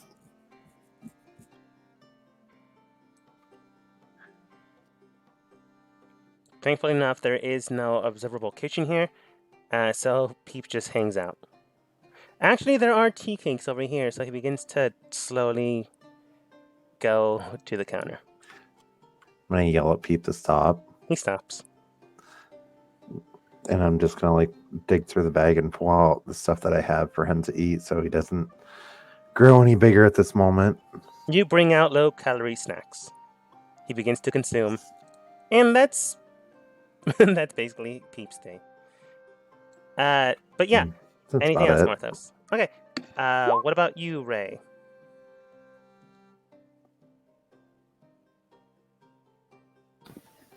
We know where Dusk is. Exact location, no. You know, the scrimmage city of the Isle of Mist, and your own bordering kingdom.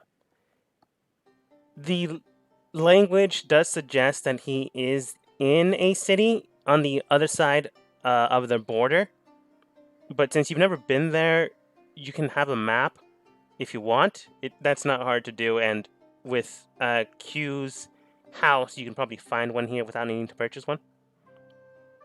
That's not really an issue, but the exact location will be a problem.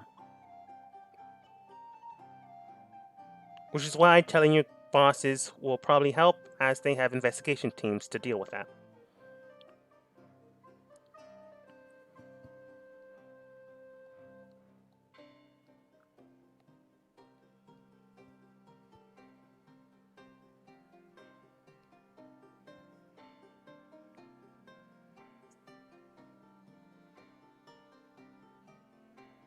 But do you want to take a look at the map?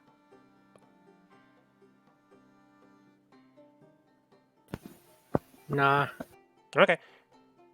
Like, there's a general area on the map, like, you would have known about this anyways, that the scrimmages happen, but there's like 3 cities there that you don't know which location.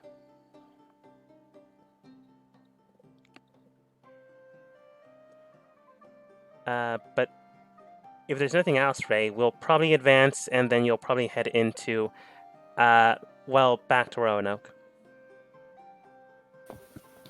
Yep, that's it for me. Okay. You finish your day with reading. Morthos finishes peeling. I wasn't going to say that. No, I think bananas are low-cal. I think.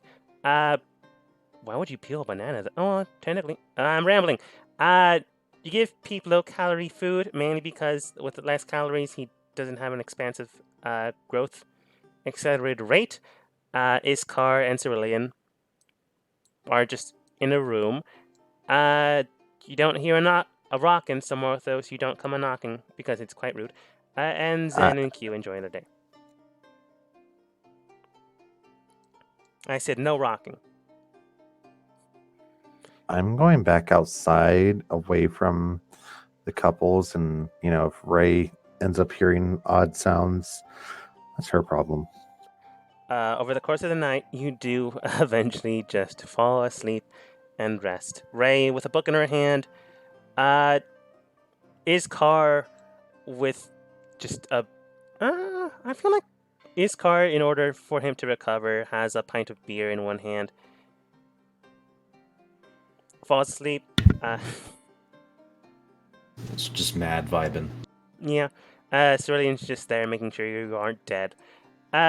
Q and Zen enjoy nice places out in the town. Maybe go to a nice light diner. I was about to say disco, but that makes no sense. There's no disco here. And Morthos and Peep enjoy their.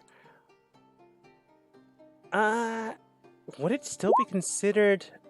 What's it called? Camping? If you're just out on the. No, I'll consider it camping. Her house is encroached by a forest. But, Ray, you do eventually realize you can trance and wake back up. And continue to read. Over the course of time, everyone does reconvene back into the epicenter of the city. Not the epicenter of the city. The epicenter of said estate. Iskar, if you remove your ring now, thanks to Ray's modifications, you'll be fine, but you will lose that +2 bonus. Or that 10-foot flying speed. Or that third thing I mentioned, which I don't remember because I don't have my notes on that subject open right now. It was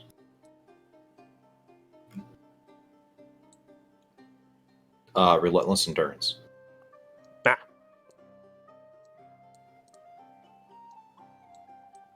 I'll hand the ring back to Cerulean. Okay. Yeah, she would do this. You see her basically put it on a wand.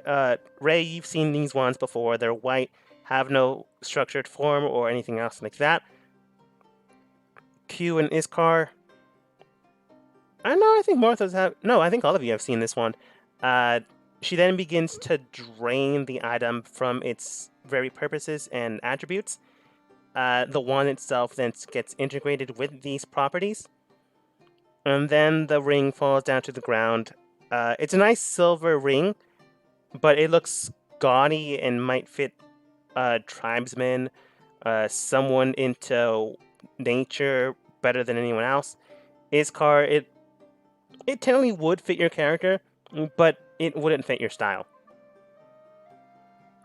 But the wand eventually does incorporate the entire properties of the ring itself, and then slowly begins to disintegrate away.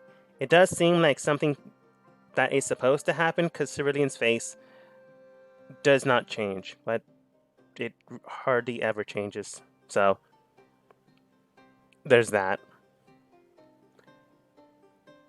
Alright, I have those properties now. I don't think I'll ever need them. But beyond that, it does seem like everyone's ready today. Morthos, is there any reason why we have your familiar so expanded? I was having Ray examine him. That makes sense. Ray, Shauna, are you able to take all of us there? Or, actually, are you even able to take us to Roanoke? No, they don't have a circle there. Though you have contacted Phil himself in the past, right? In the past, yes. It's Do quite. you think it would be? Do we need to go back to Roanoke, or would you rather just contact him that same way that you used before? I can contact him and update him on what happened here.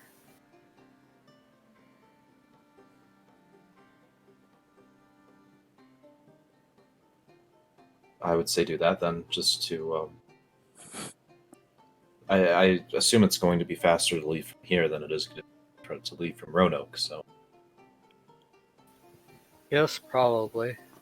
Potentially about the same amount of time, just without any deviating routes. Give me a few minutes and I'll see it taken care of. All right. And I'll go sit down and use project image. All right. Begin to project your image into the structured form of the hallowed halls of, well, why am I saying hallowed? It's your place of employment, let's be honest. Eventually you do reconnect with Phil. You know he's tending to people, tending to other places and things and other groups. So when you call him, it's always jarring. He's not here, but it's easier to bring him here than to bring you. Oh, he's big. I always forget that map makes everyone huge.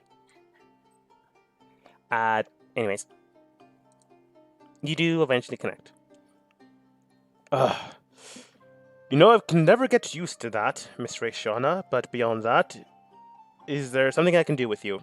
Do for you, rather. It does seem you're still under... He looks at his schedule. Time off to venture forth and find new horizons. Who wrote this schedule? Oh, of course it's her. I assume Zold and Cerulean are having a fine honeymoon? Something like that. I just wanted to update you on everything that's happened here recently. Very good then. I assume everything went well. Rusty got there in time. The individual known as Anderson Foster has been taken care of. Yes, on both counts. Very good. We did have a team heading out towards Rusty's current domicile, and we have a Dragonborn and a blonde woman with them. For some reason, Rusty had indicated these two were to go. Yes, that sounds about right. Very well then. Once again, how may I assist you today? Well, it seems there are some issues in Mist that we wanted to go look into and take care of. He then flips over his itinerary and then states, Mist. Oh, yes, I have 3 teams sent out already there. One is currently exploring a strange site. Another one seems to be finding hidden shadows within shadows. And the third one, well, that's odd. It seems to be an indicated report of a spaceman wandering the streets. Sorry, go on. Does this information seem apparent to the current objective you're heading out there for? Not that I know of. Iskar and Q, you kind of remember the spaceman.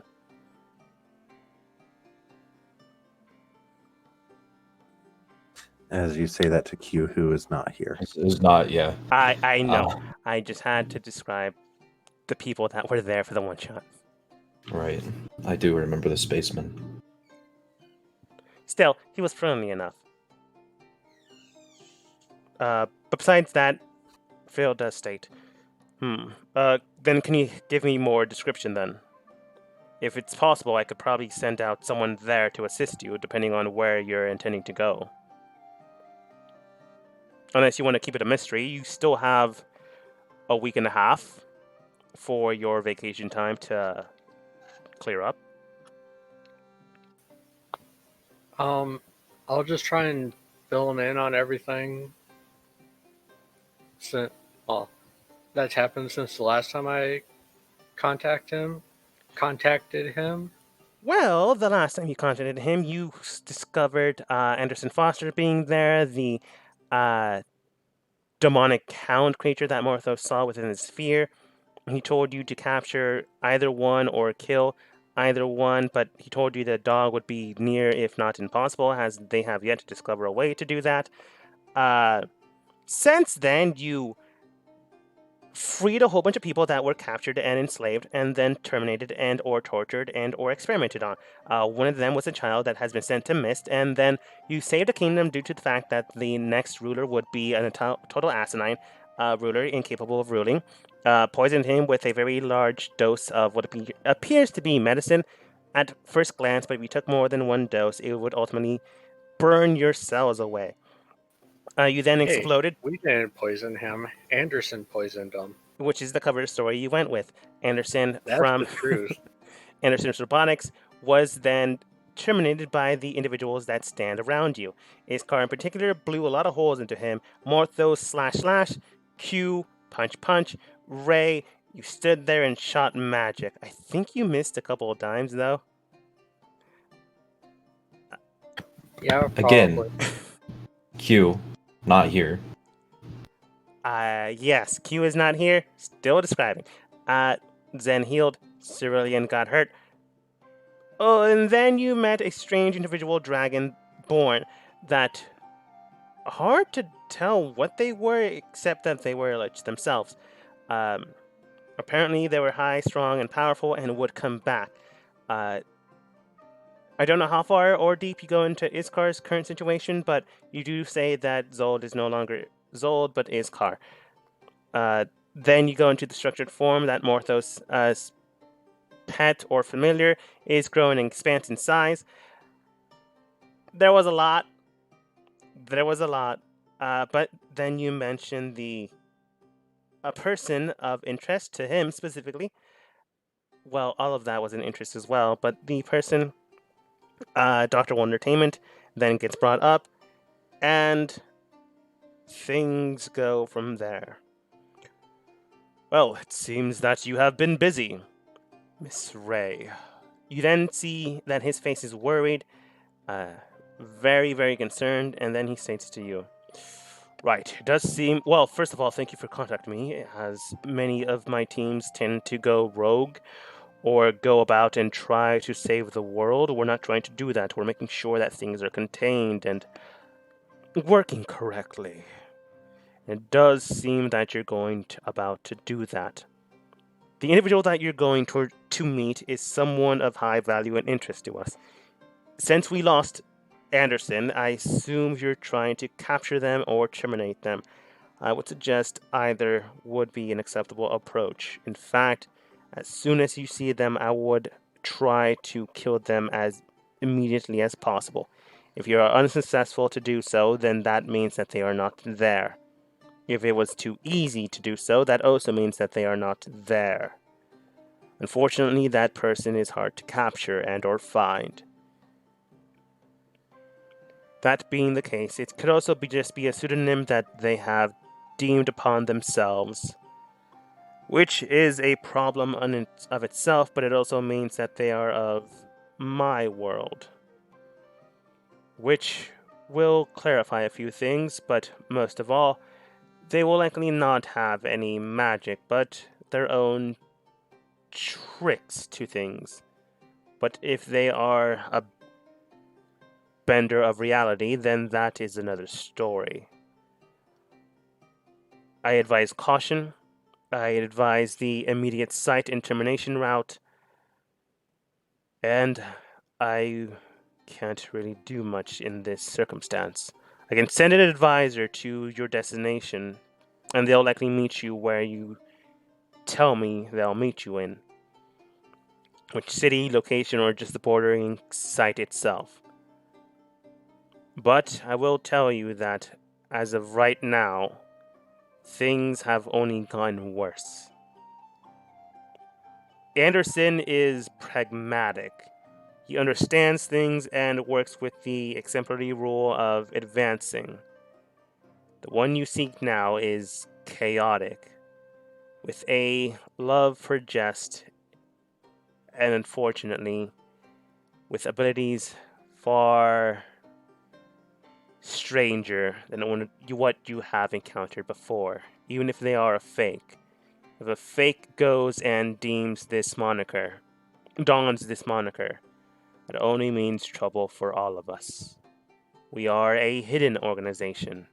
If they work outside of the shadows, even in this world, that does bring us all into the light.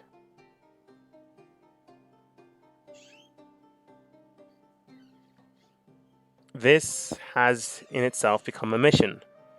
Upon completion, you can name your price, but no higher than 500 gold apiece. I do have a budget.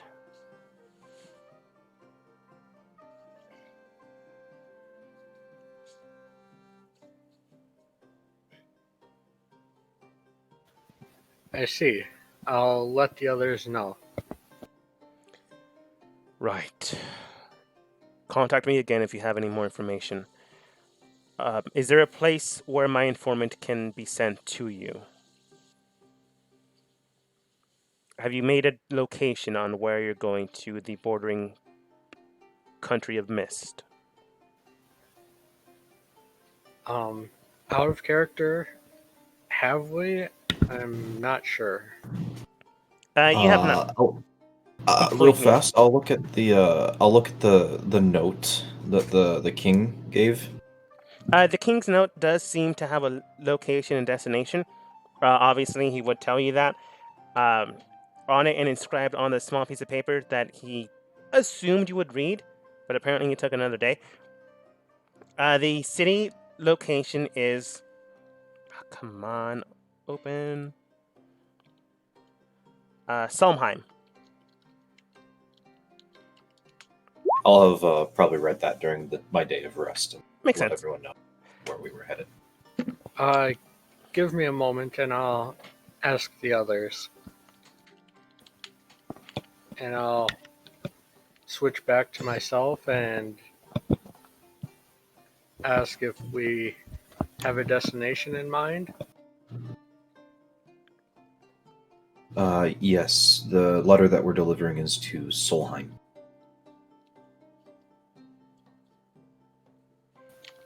Okay, thanks. The person that you are supposed to deliver it to is the General von Haas. I'll leave that bit out. Yeah. Just give Okay, then I'll go back to Phil and tell him where we're planning on heading. All right. Is it someone in particular that you need? Something of value?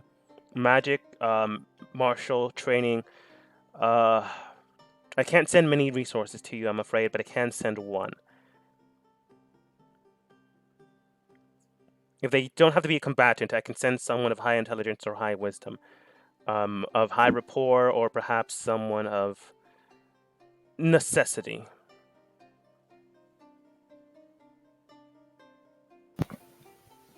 Well, you know what kind of skills our group has and probably know more about this Wondertainment person than we do.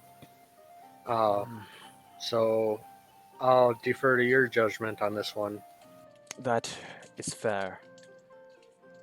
Then, I suppose the last thing I should tell you is, they have a menagerie of things that they do. But the one thing that they do very well is to hide things in plain sight. Keep an eye out for the name, the moniker, and the person. That is all I can say for now. I'm afraid you do not have the full clearance for this information, but I can tell you that much. Wait, you want us to go after this guy without telling us everything we need to know about him? You are part of a segment in the team that belongs to this world, not mine. I'm afraid even my information is limited.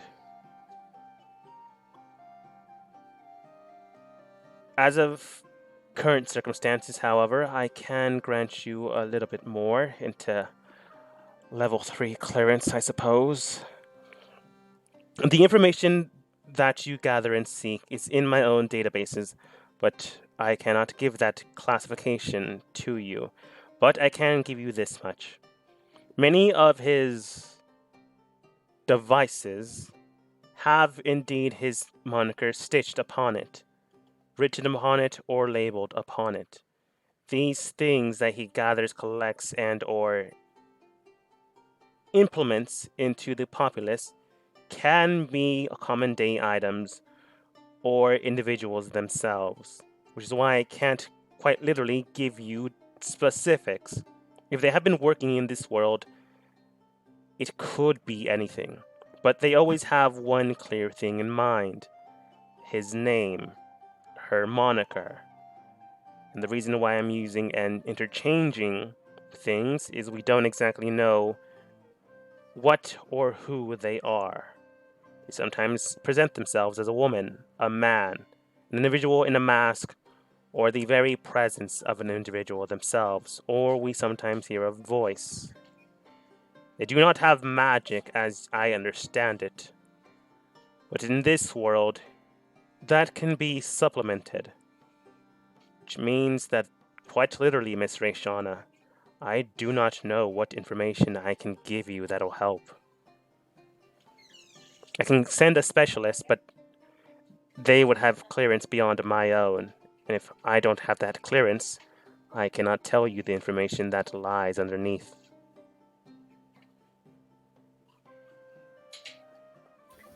I see. I'll pass that along to the others.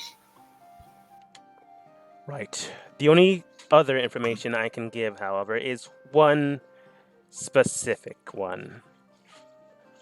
Look out for his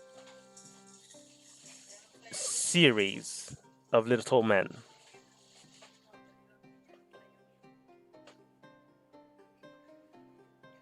But that information is also level 4 or higher, except for a few.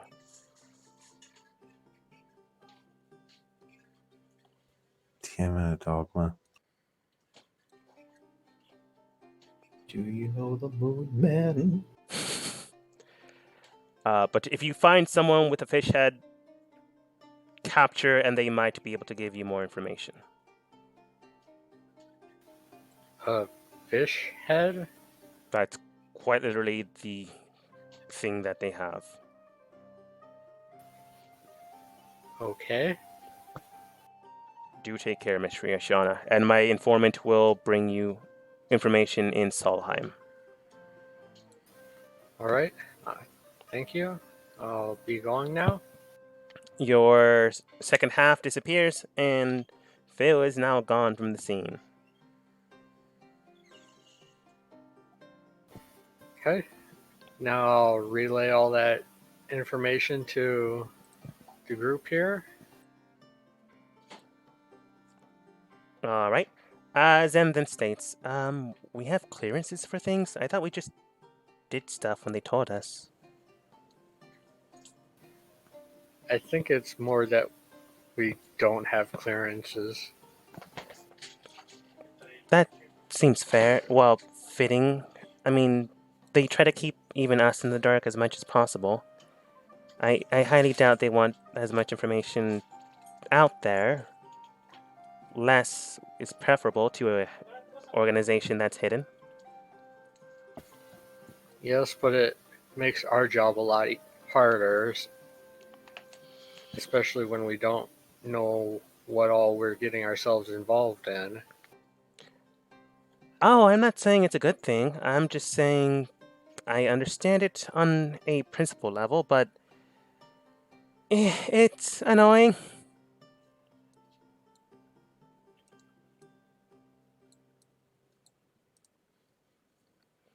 But we do have a city name. It's not one Cerulean has, so, and she doesn't know the circle. Does anyone have a map? I got one. Looking at the map, you can tell that Solheim, in your current destination, is roughly a week's travel away. Since this has been converted into a mission rather than your leave time, you don't have to worry about your leave. It'll be postponed until you decide to take a break another time in the future. Good. Yeah, it's a concern, but Phil's a nice enough boss to say, hey, we kind of need you right now, but you can take a vacation later. But he's still kind of forcing you to go to work. Kind of forcing you. So That- he's still an asshole. Yeah. However, a week's travel from the current events that you have and what's happening in the city, that week's travel will be kind of bland and boring until you actually get to the bordering city. The bordering city. So, how do you get there is the main concern, though. You can walk, which will take a little bit more time. The map itself, its conversion rate is by horseback or wagon. Couldn't we just approach the acting king? Yeah. Because I'm sure they're sending more troops out. Just go with them. Oh, look at you, Morthos. That's very clever and not at all an idea I thought your team would have. Oh, because I'm stupid. No, because the entire team's stupid. No, it's just something I couldn't think of, which is... I think that just means I'm stupid? I mean, we instant murdered someone using medicine. I don't think we're exactly dumb. So it's just our DM. Fair enough. Also, Weird how your shade has come right back. right. It wasn't meant to be shade. I honestly didn't think of the idea. But also, could we take like 5 or 10? I've got Yeah. to get up and stretch. My hip is actually killing me. No problem. Take 5. Okay, I'm gonna go get a drink.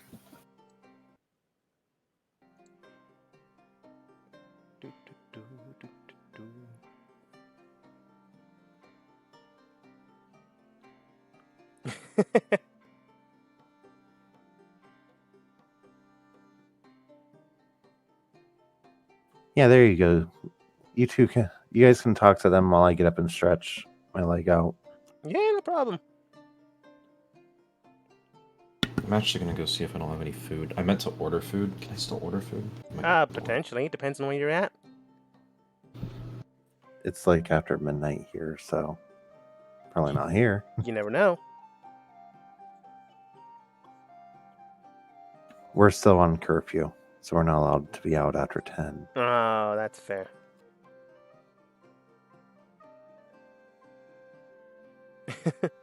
But yeah, that's true. He could get a standing desk, but why would you if you don't want to? Oh, yeah, that is early. I mean, 5:20. Lenuka is in Really? England. Oh, Yes, yeah, he is. I know. I ran a group for some people around 9 p.m. or 10 p.m. All right, be right back. Yeah, no problem. So I've played with people from England. It's super early games for them. I would not recommend it unless you're up for that challenge. Or drink a lot of coffee. I also run a few games in the morning for me, which would be the afternoon for them. So a challenge more for me than them. In fact, I run a game tomorrow morning. So in a couple of hours from now. For a mainly European team and one Canadian. So yeah, the challenges of just watching D&D. Also, for the record, I have no issue with Canadians. It's just one of them's Canadian and the rest are European. Damned maple syrup commies. I don't think the French were communists. I said what I said. That's fair. I'm just jealous because their military gets beards. That's true. Although I don't know if they get stars. I would imagine they do. There are 5 ranks in our military that get stars. I'm talking about the Canadian military. Right. I'm just saying it's not exactly something to envy. Yeah, that's true.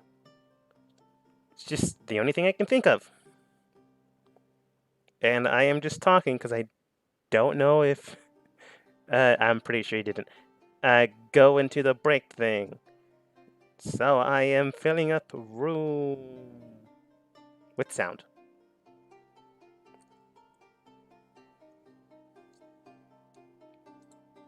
But yeah.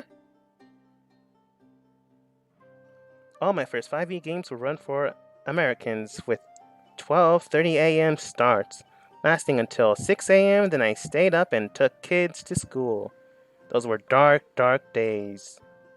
Enjoyable days. Yeah, I get that. Quite honestly, I've been doing the same thing from time to time. Like Huntsman and the rest know, I kind of have a problem with running D&D in games.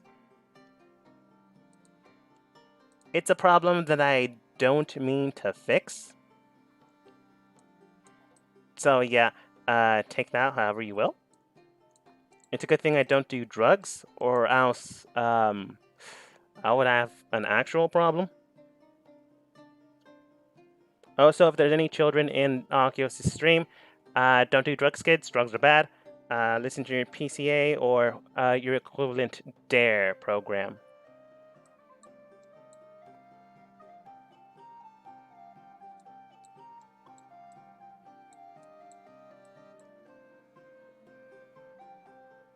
I'll be right back. No problem. Is DARE still a thing? It's probably been unfunded at this point in time. I mean, I remember seeing it all the time when I was in school, but I haven't been in school for like 15 years now. That's fair. It's honestly the only thing I can think of. The only other thing I can think of is the anti-smoking campaign commercials. But really, who watches TV nowadays?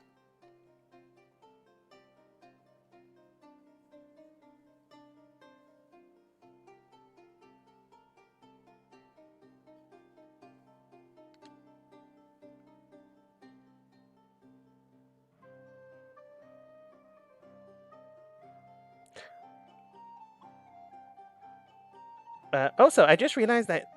Well, I'm not technically talking to you, Raucus. Just to Oculus' crowd. I just noticed the time stamp of that game. 5.5 hours. That's a little much for me. Honestly, 3. It's probably a good measurement of how my sessions run. I mean, I can do that amount of time, but why would I put myself through that? Although if you are having a blast, go for it. I'm back. Welcome back. Yeah, 3 to 4 hours seems to be the right amount of time for me. Mm-hmm. Yeah. Especially for later games. Mm-hmm.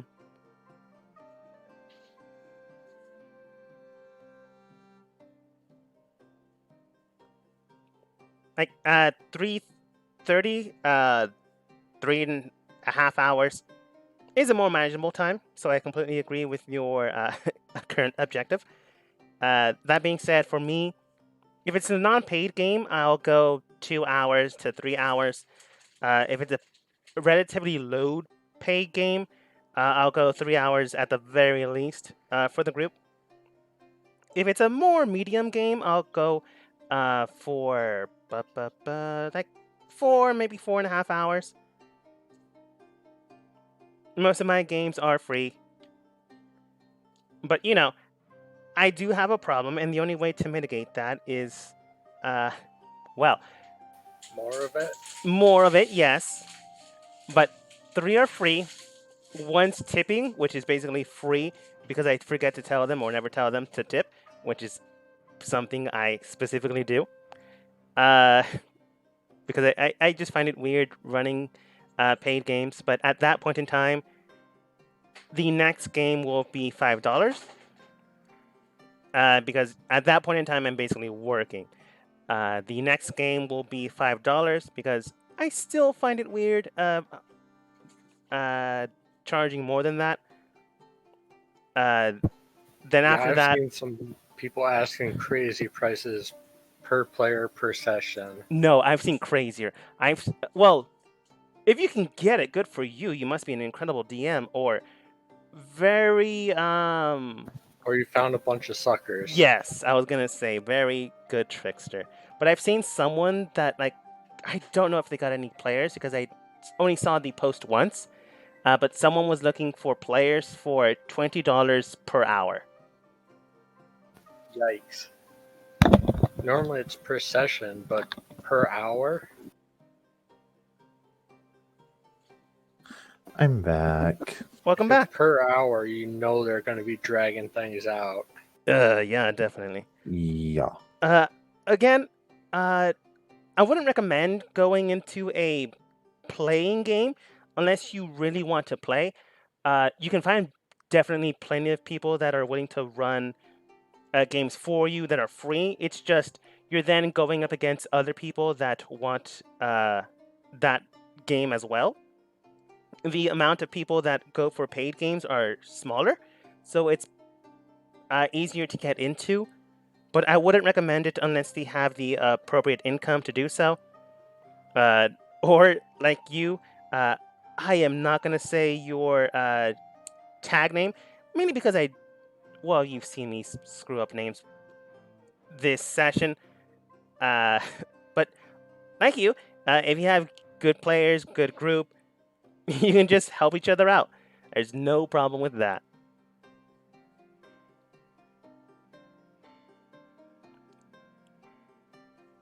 Okay, I think that's everyone here. Everyone got their drinks, go to the bathroom, enjoy their nice time alone or together.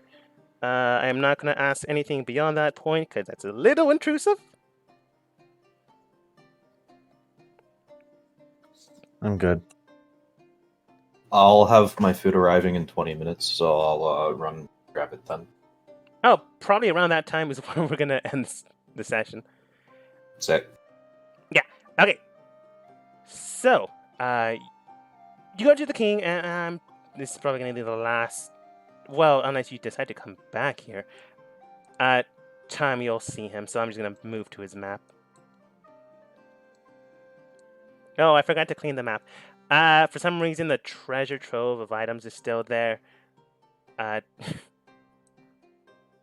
Cerulean is in the GM layer. No, she's not. For some reason, she moved away because I always keep forgetting the new name. Because Iskar. Because magical plot convenience reasons. Oh, oops, that's not the right token. You know what? I'll just use it until I copy and paste you from another map. But Iskar basically laughed because, was kind of terribly, terribly injured. You just walk in there, ask for an appointment. He immediately sees you because, hey, you saved the kingdom, you saved the country, and theoretically, you saved his job that he didn't want to begin with, but his brothers clearly can't do anything. But you get back here without an issue, and you're here. Tasmar then states, "Well, welcome once more. No, he knows your next name. Iskar. I did not expect you and I to speak so quickly. I assume things haven't developed since yesterday." Not negatively, no. We're fine. Me and the fruits of my labor that I'd rather not talk about. Ah, I see. Fair. Then, how can I help you today? I don't have any impending dooms that I need attending to. Well, there are little squabbles here and there with the political circumstances, as I had forced everyone into accepting, non-discriminatory stances against any other races, be they elven, dwarven, tiefling, Aasimar, human, dragonborn, and the like. As it is, we mean to head towards Mist to deliver your message. We were wondering if we procure transportation. That, I suppose, would be beneficial to both of us. I do need a platoon sent, a few men sent out to Mist's borders, as a few of them have advanced in nature skills and attributes to the point where they are needed. I will state, though, that some of them were former town guards. So if that's a concern to you, do Is let me one know. of them named John? I am afraid I do not handpick them. I see. The general stationed here picks them. But potentially, do you have someone in mind? He then takes out a little small piece of paper and chalk. If you have their full name, I could perhaps reassign them to you. They might be best served here. I don't know their situation, but there was a member of the guard when we first arrived. One of them that was involved in the bull incident, by the name of John, showed much ability. Well, I'll take a look at the roster, but I'm afraid I can't do so right now. That being said, if I find another John in the city, I assume you don't have their last name. But regardless, I'll send. Maybe I'll get lucky and send a John your way.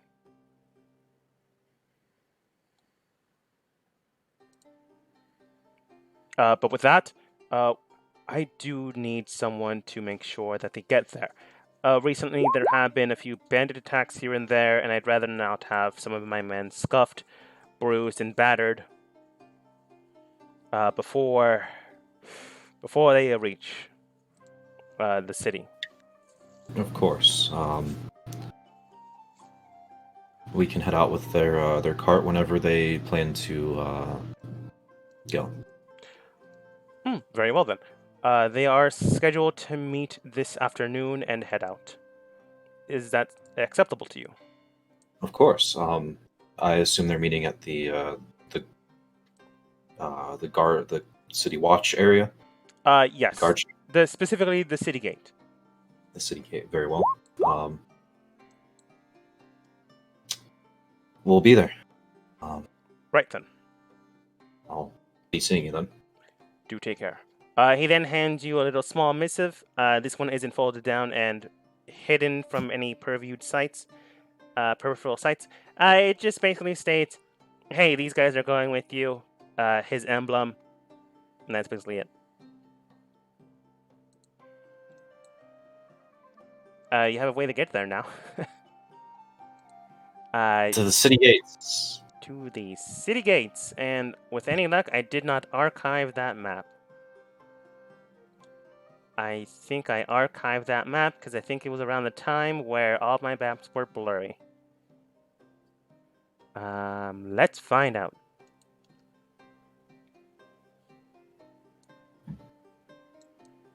Oh, well, that's weird. No guards are here. Do you investigate? No, you don't, because apparently Roll20 did not want to save the edits I did.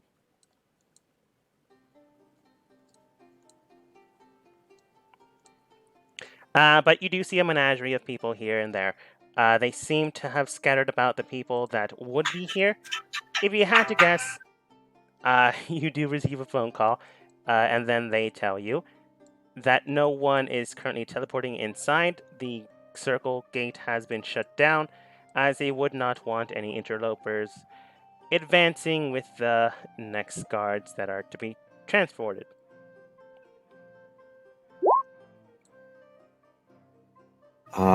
We're here to escort the troops being sent towards the mist battlefield.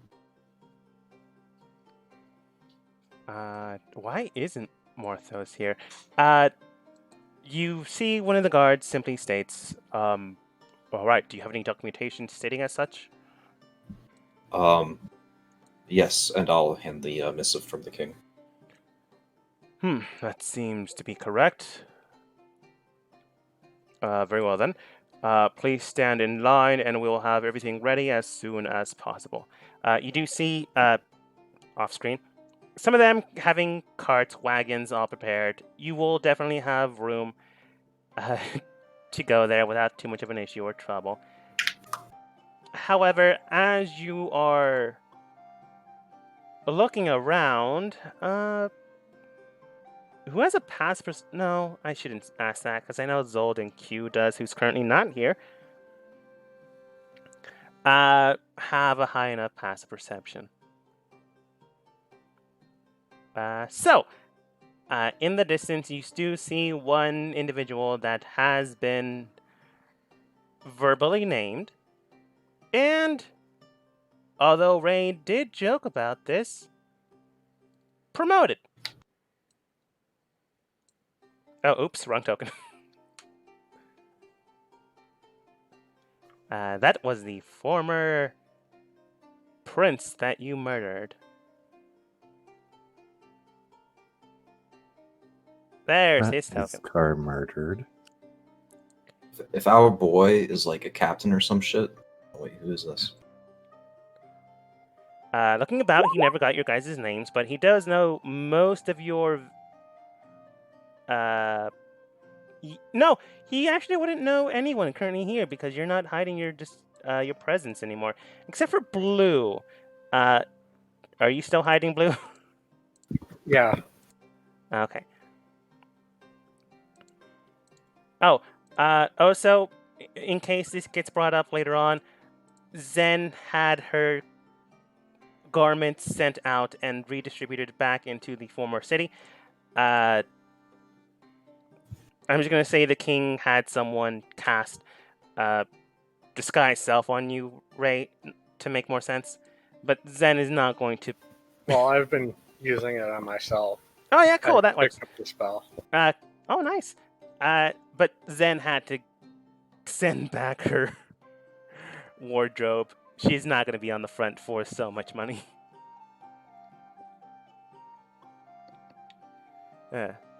Thankfully enough, she had one more day before she actually had to pay. If any of you wanted to know the amount she had to pay, it was 1,500 gold for each scarf. And thankfully enough, none of you destroyed them. But, moving forward, you do see someone that you have met before. Since Ray is the only one disguised, John comes up to you and goes, actually, I don't think I got your name. Do you remember me by any chance?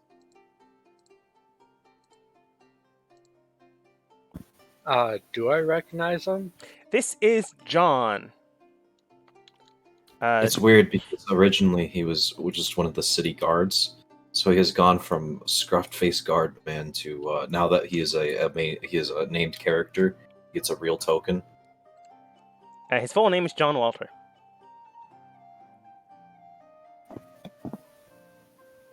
You wouldn't happen to be the guard we helped fight the bull, would you? Yes, the very same. I'm sad to see your friends aren't out here, but I'm glad you're safe. Thankfully enough. If it wasn't for your help back then, I would not have made, well, I definitely wouldn't have made lieutenant. Well, it's good to see you again and see that you're doing well for yourself. Yes, I'm actually being assigned to an outpost on the way to the city itself. I won't be joining you on the full excursion, but I do hope we all get along. Yes, so do I. If you don't mind me asking, where are the rest of your companions?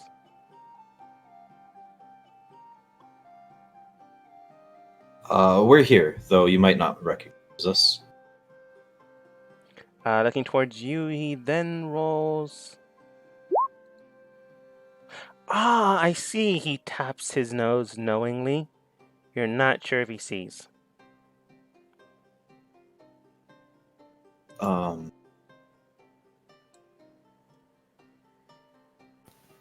Yes, these are my companions. I wasn't sure if they wanted to tell you or not.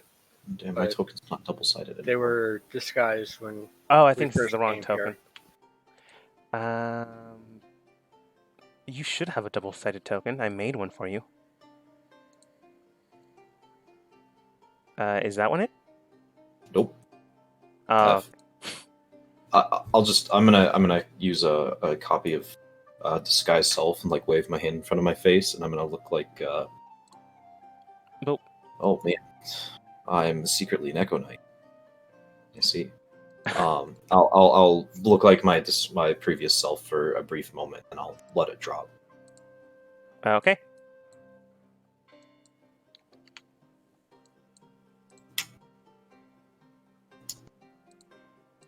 I'm glad to see that you are well, John. Oh, it is you. Oh, that's what you meant. Yes, thankfully enough, your assistance was most beneficial to me. If there's anything I can help you with, just do let me know. Any of you. But I see your team looks at Blue. Is quite clever, hiding their true selves with this repertoire of individuals. I can see how you've come so far and have gotten the ear of the king himself. Thankfully enough, with the advancements in my own training, I shouldn't boast, but I am a level 5 paladin now. Yes, I also remember just going to school and being like, one day you can grow up and be a big, strong level paladin. I don't know how to reference it without giving the true words. I'm just teasing. I know. But that is quite an improvement. It took 3 days for him to be a nameless guard into a paladin. To be fair, a lot of the things have been going on around the town. I wouldn't be surprised if he had his like own little mini adventure with his fake party, where they were like keeping off some of the less super bad guys, and while we dealt with the bigger threats. It's possible. Unfortunately, they are not currently here. Maybe they have their own side adventure, and John needed to protect the rest of the country. Or maybe they all died trying to keep an ancient god from being resurrected. Or they didn't want to join him in this little squabble. Who's to say? Probably the last one. But eventually, you all venture forwards. And without too much issue, a week passes and you all get to the first destination. Which, in this case, I already said that, would be John's specific destination. With your help and the traveling expanse of everyone being here and fully trained, yeah, Let's just say. Oh wait, why is Q the only one that transferred? And you're familiar. What the heck happened there? Apparently, the rest I of us can't even died. control the familiar there. Weird. Anyways, eventually you do all come to screen. I don't know why you can't control that familiar, but I will erase. Here's your familiar.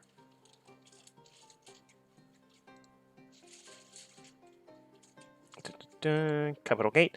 I'm just gonna copy and paste who did not arrive there. Some of the guards do come in and do not have too much of worry or care. Thankfully enough, with your own assistance and them actually knowing who some of you are,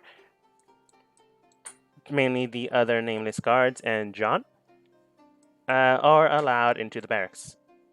After a few words, John moves forwards, talks with this man, and a few of the men disappear and head out into the wilderness, taking a few of the wagons back into the city where you came from.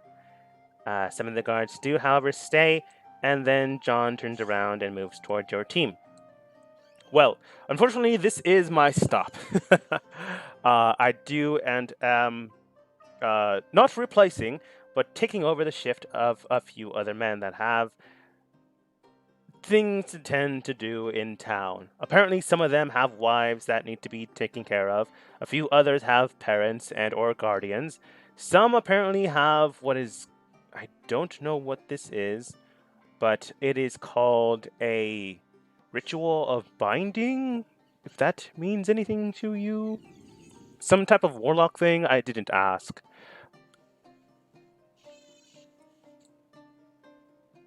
Well, I hope that they are all well.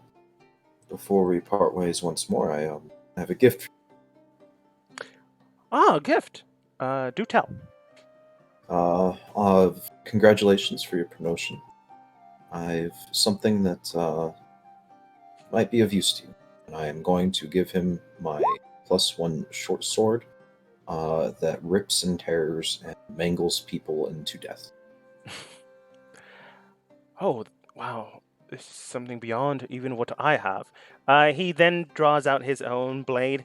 It's a nice enough blade, but you can tell, like, he just recently became a level 5 paladin. It has not really seen much use. He's been training. If you had to guess, he's been using other makeshift weapons or weapons he's already had, but nothing as magical or innate as yours. But the current blade he has not seen any current use. I'll toss the blade between my hands a few times. It's actually part of a set, and I'll pull out the scimitar that is the same as it. Perhaps get another promotion. I'll give this one to you as well, and I'll sheath the short sword, and I'll offer it to him by the. All right. He does take it and then simply states, your team, your companions, and your allies do seem to be most apparently far beyond my measure. Well, I am stronger now. Your team seems stronger still. So the only thing I can offer, I suppose, is this. He then hands each of you what appear to be small little squares. Now, this does not mean you are part of the military or anything of the sort, but you can ask a few soldiers here and there and command them, as you are now classified underneath mercenary work. To the extent you are higher than a grunt, but lower than a lieutenant. I figured we would just wave this at him, and I'll wave the king's missive that has like the big ornate seal on it. Yeah. He doesn't like completely shut down, but his little gift of thankfulness and trying to help you out, immediately he can tell it doesn't mean a thing because you have something better. I'll laugh and pat him on the shoulder. I appreciate it. Well, I can see that my help is not needed.